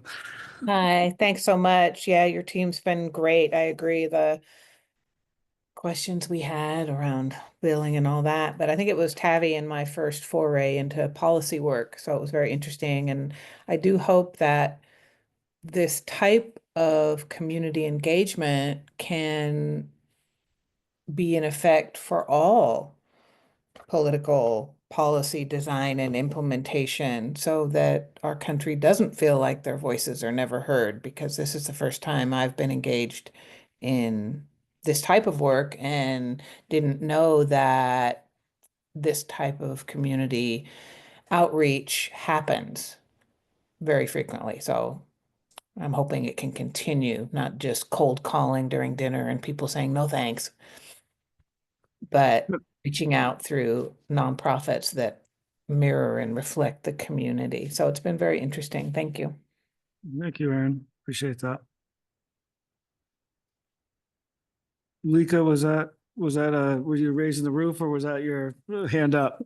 No, I wanted to echo on that first, thank the team for helping us, but also to remind government that you can't build community without including the community. So the work that everybody has done to include the community has been amazing. And even in hard discussions, it still felt like friendly. Everybody knew where everybody was, that you came from a good place. And I hope that government continues to see that when they interact with the community. But thank you for all your work. Yeah, thank you, Lika. It's good message to carry forward.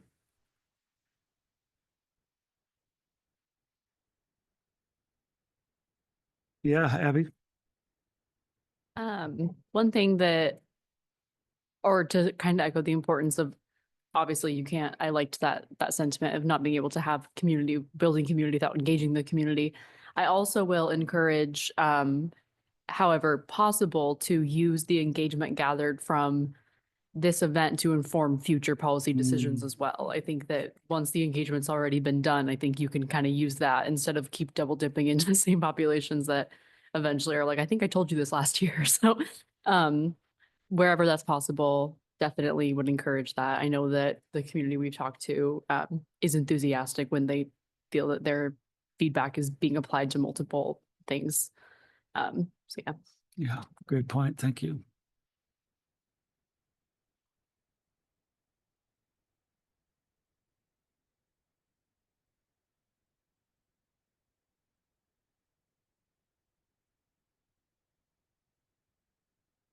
I'm just going to jump in. Alana, jump in. If you can still hear us, I know you're juggling a little bit. Sorry, can we circle back to me? Yeah. Yep. We'll come back to you. Gabriella? Can you hear me? Yep. Thank you. I was like, should I raise my hand? Should I wait? We got you. Thank you. What I learned as part of this process, for my community to be represented in this type of planning process. I usually, well, I have the organization Hispanic Disability Support of Southwest Washington, Pasitos Gigantes, since about 2014. So 10, 11 years, going for 11 years. And since I started that work, that's how I began, listening to them and hearing their concerns and where was the need that needed to be taken care of, per se. And in this process for the county with the families was a totally different thing, because they were used to, well, they are used to me asking them what kind of trainings, what kind of things they want to have, what kind of information, and how to support them. Now we're talking about a community that is very marginalized in the line of language, financial aspects, and ability and citizenship status. And it was new to them to hear that the county was looking for their input. And that's what I was sharing just not too long ago. And being able to make that bridge to where they can feel that they're part of the community and their voices are heard, that was a big deal. And if we think about what's going on in our current political environment these days, for the last couple of weeks, our community is targeted and persecuted and threatened with mass executive orders. So my community is extremely concerned, fear of family separation, of the worst things happening to them. And this is not an easy subject to talk about, but it's something that needs to be said.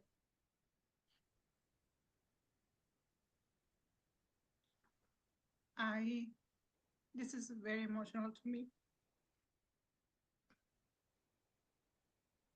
I'm sorry. Don't apologize. I would love the county to have my community, our community, with all this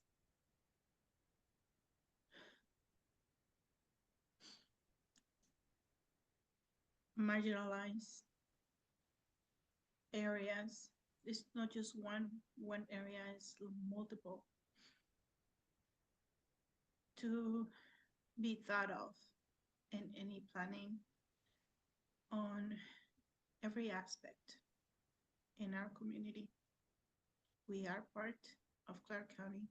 We're part of the state and the United States. And the thought of having our representatives, our community, our county,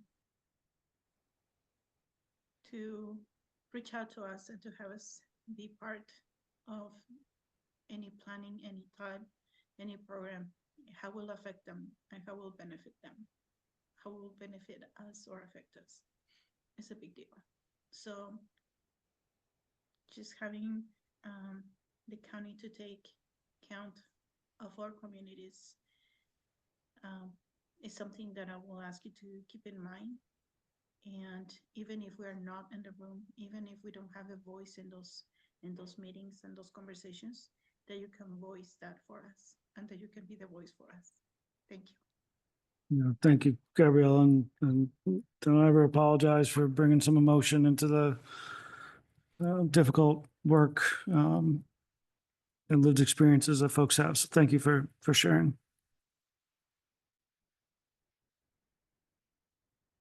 Jude, can I invite you in?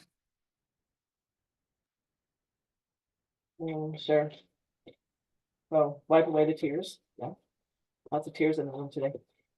What I'm really appreciating is that this is a think tank, multicultural, multi-sector, and we, for the first time today about a letter, we kind of, had a process, right?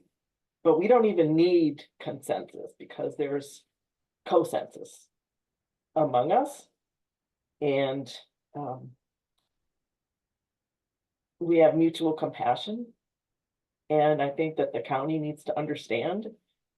I mean, they're asking at the CAG level, like, what does engagement mean? Who are these? Like, what is this marginalized or vulnerable? What does that mean? Here we are. We're your think tank. We represent that and more.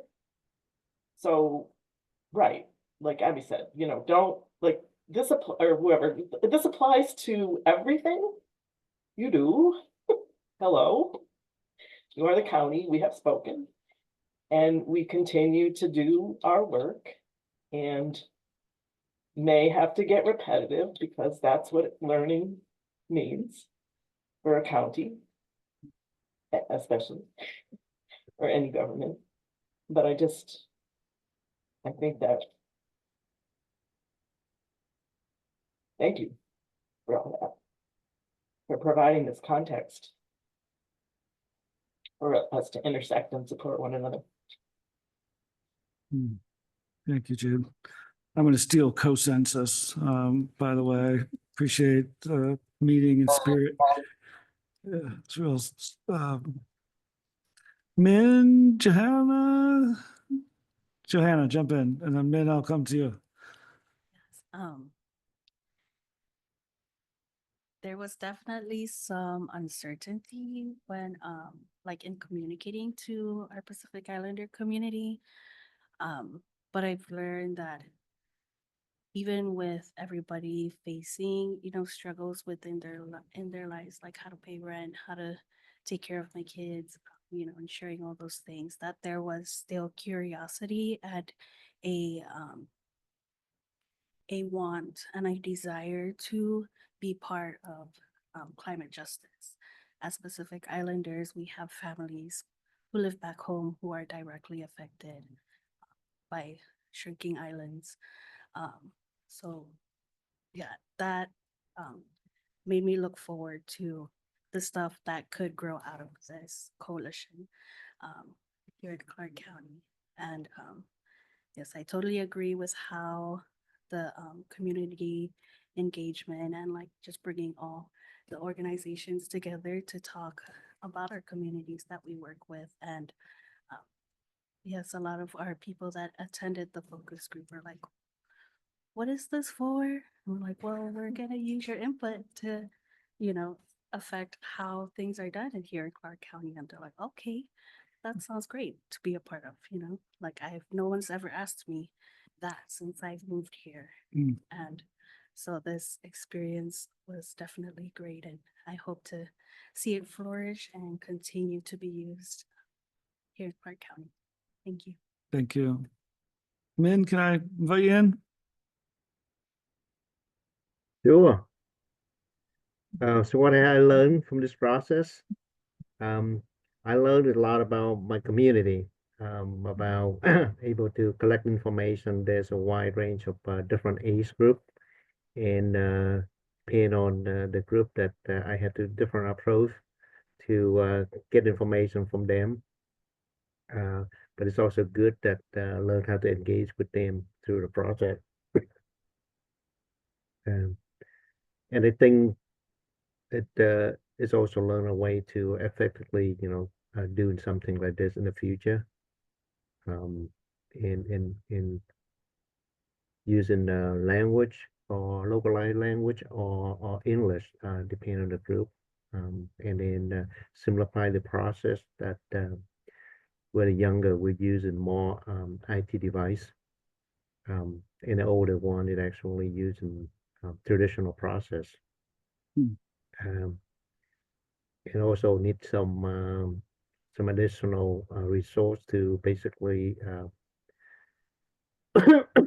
lot of wording they need to be explained a little more. I did see it in the data sometime they seem like they not quite understood the questions. And I think those process we need to improve, and I probably need to get more resource to help out with that. For the county, ideally, if someone can actually come to one or two of our events in the future to get the connection with the county staff, and that will probably help the build up the link there.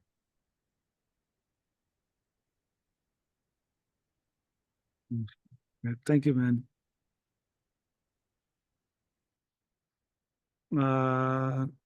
Alma, do you want to share? Now you're kind of filling in, but you've been part of the process here. Yeah, so I was filling on like the back stuff and seeing Anna, I think echoing off what Min was saying, just learning more about our community was something very impactful because yeah, most of the time they're not involved as much as they should be. And just hearing from them, like, wow, no one has asked me these questions. I hadn't thought about this was just very impactful. Um, and then one thing I'd like the county to know in preparing this type of work in the future is um, hearing from all you guys, this has been a success. And so I feel like creating a space where community can come together and, bringing organizations such as this can be very impactful. And so definitely use that as a resource and use the people that are already doing the work to kind of reach out further. So yeah, that's something that I'd like to share. Thank you, Alma. Alana, I'm not sure if you're in the space to contribute, but I'll invite you in if you can. Yes. So what I've learned are like what Lika had said, that, in order to involve communities, to invite community. And I would say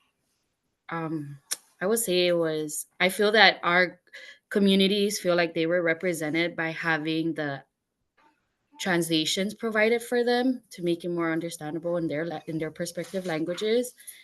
And I think the only thing that we have to prepare for in the future is finding a better translation services for all these languages, especially like the Pacific Islander languages. They are not translatable languages like Google Translate. So it was a learning curve, but I'm glad we got it all sorted out. And I really appreciate all that work that went into finding a better translation services for these languages.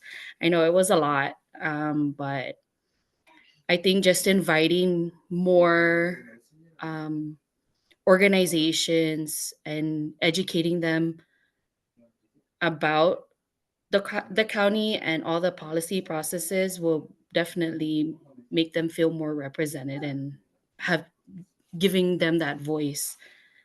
Like, what Johanna said with our focus group, like they didn't know what the focus group was about, but just them participating made them feel like they're a part of the process with the planning and all the policy work, and just hearing that it's affecting them, because it is true what Johanna said. There's a lot of our communities that are being affected by climate change. Like it's pretty intense, but I'm glad this is a start, and I hope that we do see more representation for our Pacific Islander communities in the future. Thank you, Alana. Well, appreciate everybody sharing. Let's take a 10-minute break. We'll do some jumping jacks, grab some snacks in the room, and then we'll come back. I don't see anybody from the public in our audience here, but we will create some space for public comments. So let's come back at 5:40, and we'll do our wrap up.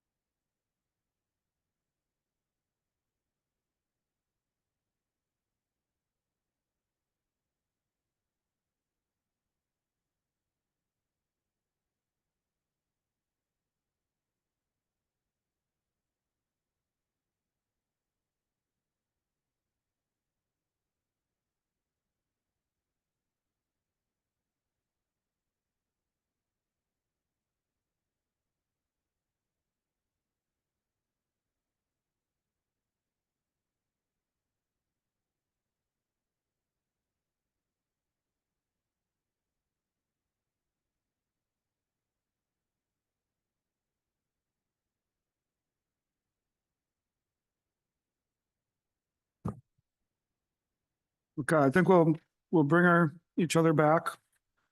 I'm not gonna stop eating now for those who didn't join in person. You could be eating pad thai, I'm gonna normalize eating on camera.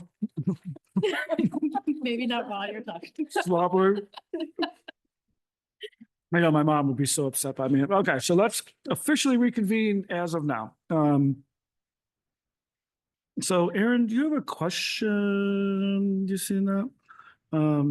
Yeah, it is good, Gabrielle. I can answer. Yeah, so let's move into, we're gonna kind of close with next steps. We'll see how long this takes. The public comment, I don't see anybody in the audience right now, so likely we'll just announce and move through that agenda item, but this is kind of the start of our final wrap up. So we'll talk about what's next. And I'll pass it to you, Jenna. Okay, and Erin, I see your question in the chat, which I hope to answer in this next section. So if we can go to the next slide, I'm gonna just do an overview of what comes next once you all are done in this process. So you all, the third rectangle in this diagram was EJC reviews recommendation and provides feedback. So we spent the last couple of meetings with you all wrapping up that work. Jenna? And so yes. Sorry, I can't see your screen. So you're not projecting the screen virtually. There's a white screen behind you, but it's just a white wash wall. Okay, thank you. Let us fix that. I can see the screen. This is Gabriela. So I don't know if it's my camera, my system, or. Okay, it is, Erin, it is seeming like it's your system. Other folks are saying they can see the diagram on the screen. I can also use my words better. So if you can't see it, I will still make sense.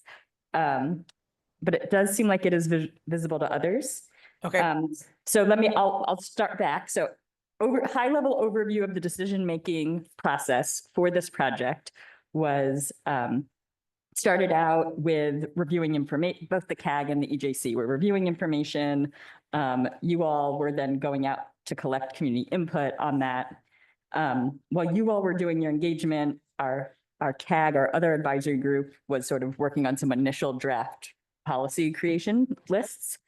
Then you all took that list and reviewed it and applied all the feedback that you'd heard and using the equity lens to provide your recommendations on that list.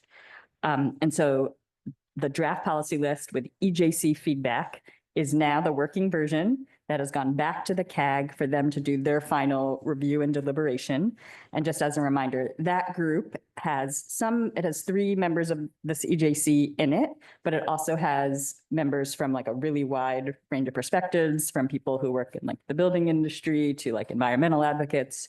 We've got our environmental justice advocates, youth advocates, things like that. So it's like a very wide range of perspectives. So they're gonna make their final recommendations over the next couple months. And then that recommendation is to staff. And so at that point, once the CAG is done with their work, our job, we need to write the rest of we're basically creating a climate chapter in our comprehensive plan. So the policies are the substance of it, but we do need like background information and things like that. So staff will take the policy list that CAG recommends, and we will write the rest of the chapter that goes in. There's also a second batch of policies in that chapter that are called countywide planning policies. So these are policies that all of the city and county councils need to agree on. So there will be a second set of policies that they are in development with staff amongst all the jurisdictions that will make their way to all of the city and county councils as well. So you'll have some background information and then these 2 sets of policies. So we will compile it, and then staff, our role is we like shuttle it through the process. So then we take the chapter and we share it with the Planning Commission. Planning Commission ends up making a recommendation. Their recommendation makes its way to the county council. County council ultimately votes on it, and then it goes into effect. I think it goes into effect 10 days after council votes on it. And then there is a whole appeal process too, if people disagree with something that the council decides on. Okay, so that's like a big picture. And so the star right now is it's moved from you all have wrapped up your work, you did your job collecting the feedback and applying the equity lens. It is now to the CAG, and then it will come back to staff to then bring it forward. Okay, so that's big picture, what's happening. But let's go to the next slide and I can talk a little bit more specifics. Okay, so after this meeting, you all are done as a group. You did what you were hired to do. But I will say, don't forget to submit your final invoices for your time here today. We'll say that again at the end. But you're done. So moving forward, you can participate as a member of the public. And so like the Open Public Meetings Act no longer applies. So if you did want to talk to each other, you can do that now. While we know there's sort of been some limitations on that as you've worked together as this formal group. I will say this project, it's kind of slow moving because it is one piece in a much bigger project. And so exact dates, while we do have like an updated schedule, they are very much subject to change. So the best way to stay informed on where we are in the process is to sign up for project notifications. I signed you all up at the beginning of this process, so I think you're all getting them. So if you see like news releases, basically we forward the news releases, like announcements about this meeting or our CAG meetings and things like that. If you've been getting those, you are on our notification list. And so when something, is going to the Planning Commission, you would see an email that has the date of that meeting and so forth. So if you are not getting those emails, you can sign up for them. If you go to the county webpage, either the EJC webpage or like just our comp plan webpage, there's a link that you can sign up for project notification. So at any point, if you are like, I don't think I'm getting these, or I want to make sure I'm on the list, you can make sure you're getting those notifications. Okay, so with that in mind, I will give you the very rough timeline of when things are scheduled for, but I just can't caveat enough that things may slide on this project because there's just a lot of moving pieces. Staff, our job, we need to finish writing the climate chapter this spring. And then we will hold work sessions, which are essentially like we brief the Planning Commission and the County Council. So there's no formal role for the public, like there's no commenting at work sessions, but members of the public can watch and they're also recorded. So if you want to see the presentation or just hear what's being discussed by the Planning Commission and Council, those might be interesting to follow along. We don't have exact dates yet for when climate will be discussed, but it will be, taking place this summer into early fall. After those work sessions, then the climate chapter there will be a hearing on it, but this hearing is going to be part of the entire comprehensive planning project. So it's going to be hearing on the entire comp plan, which means people could be talking about like we have a housing chapter and like they could be talking about all sorts of other topics too. It's not just going to be climate. So that's where this project is fairly unique in that this climate work is just one piece of a big thing. So as of right now, we are planning on a joint hearing of the Planning Commission and County Council. Oftentimes they're actually separate, but due to the timing and the enormous size of this project, at the moment, we are only planning to do one hearing. So what does that mean? If you want to talk directly to your Planning Commission and County Council and provide testimony or advocate for something related to this climate work, that is a very key point in the process because the hearing is anybody who wants to provide testimony gets to provide testimony. And you can provide testimony orally, so you can show up to the meeting, sign up that you want to make public comment, and then your name will be called. They go one by one through people who sign up to testify.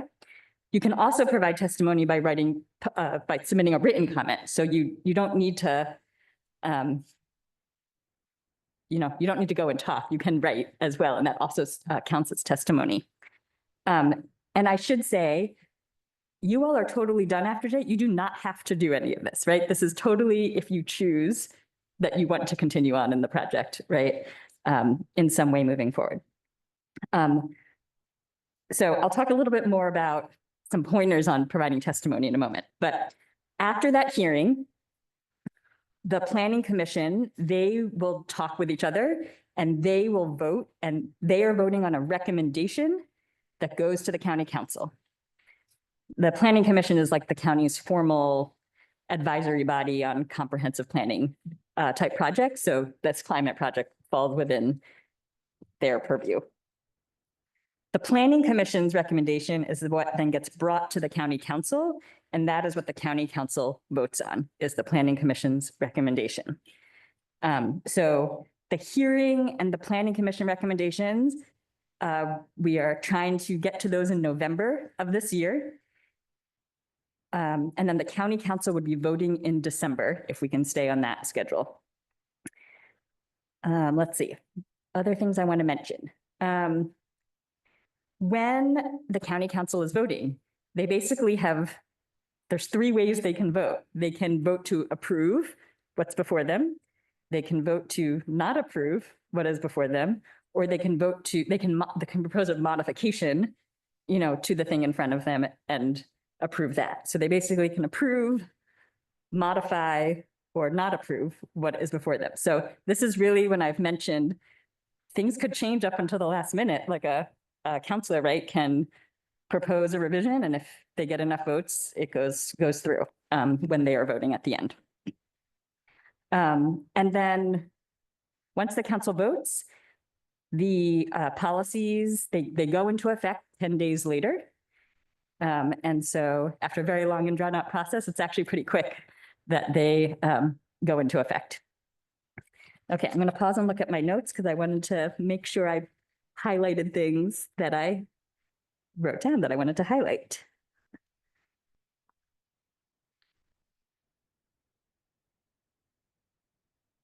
Okay, I think the other thing I'll just go into really now is a little bit more, if you did choose to go to a planning commission or county council meeting, what that's like, because I imagine some of you maybe have more experience with that than others. For those of you in the room, we are in what's called the hearing room for the county. So this is where the planning commission and county council hold their hearings typically. They sit up, I don't know, I can move my computer screen. They sit in those seats behind me up on what's called the dais up there. And if you come as a member of the public, you come in, you sign up and say, I want to make a comment. And then when they get to the public comment portion of a hearing, they call your name off of the list if you signed up in the room, and you walk up to the podium and you, typically it's 3 minutes, but if it's like a really big meeting, they may shorten the time to get through everybody. So you come up and you can say whatever you want during your public comment period. If you are joining a meeting online, you'll need to raise your virtual hand for them to be able to call on you for your public comment. Let's see. Us as staff, we can't really give you feedback or coach you on what to say at all. We have to stay completely out of that, but we can answer questions on like process. So if you do have questions going into a hearing on like, how does it work or things like that, we are happy to answer, you know, procedural and process type questions. But I can sort of share my general advice for giving public testimony to either the planning commission or council. One is you should always start your testimony by stating your name. We have a court reporter at those hearings who is taking verbatim notes, right? So you want to make sure your name gets recorded in the record. You should be brief and to the point. These folks listen to a lot of people and have big decisions to make. So droning on and on and on is not necessarily very effective. So be to the point and let them know how you want them to vote, because that's what the hearing is for, right? They're about to vote on something. So let them know what you want them to do. And then we also recommend that you try not to repeat what others have said. So they can also cut you off. And I have seen that happen often when there's a lot of repetition because they've heard it over and over again. So you can, you know, refer to other people's testimony and say, I agree with so-and-so or something like that. That's sometimes a good way to echo what someone else has said, but then add on to it. Okay. Those are my pointers. So I'm going to stop there and take any questions you all have either about the process or, yeah, anything about the process and what comes next. Any questions about the process and what comes next?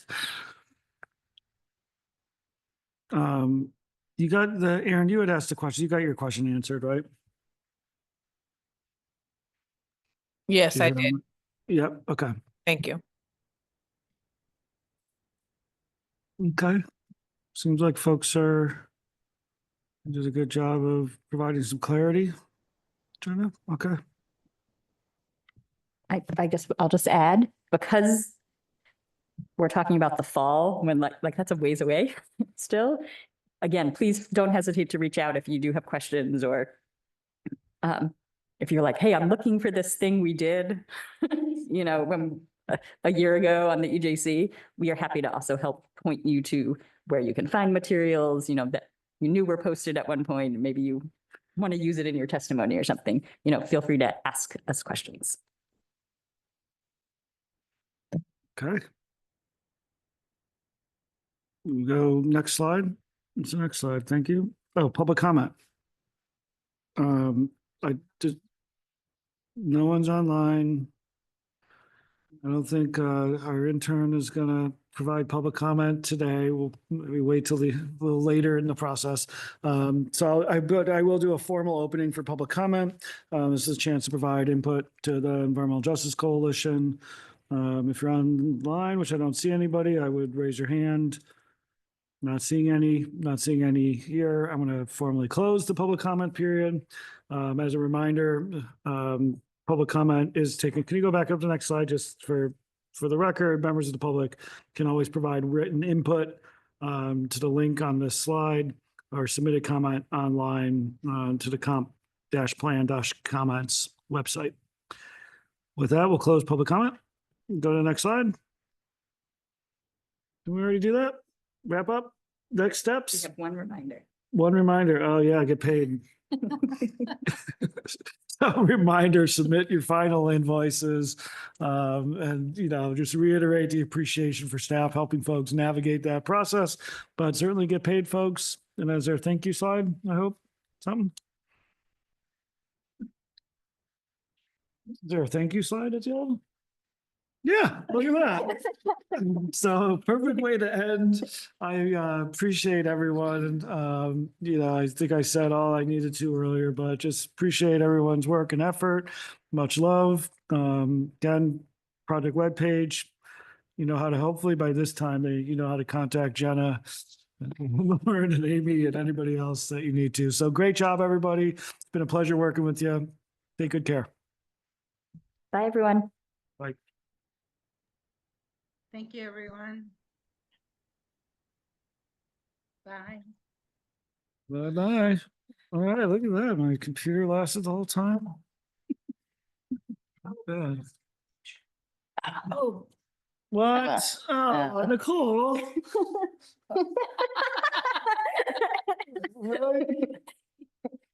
Yeah, put it in. She put it in the chat? Does anyone, did you close the? On the Teams. It's still open. But nobody's Is there anyone there? No, they all said goodbye. Oh, that's true. The in-person people get a picture. We had a lot.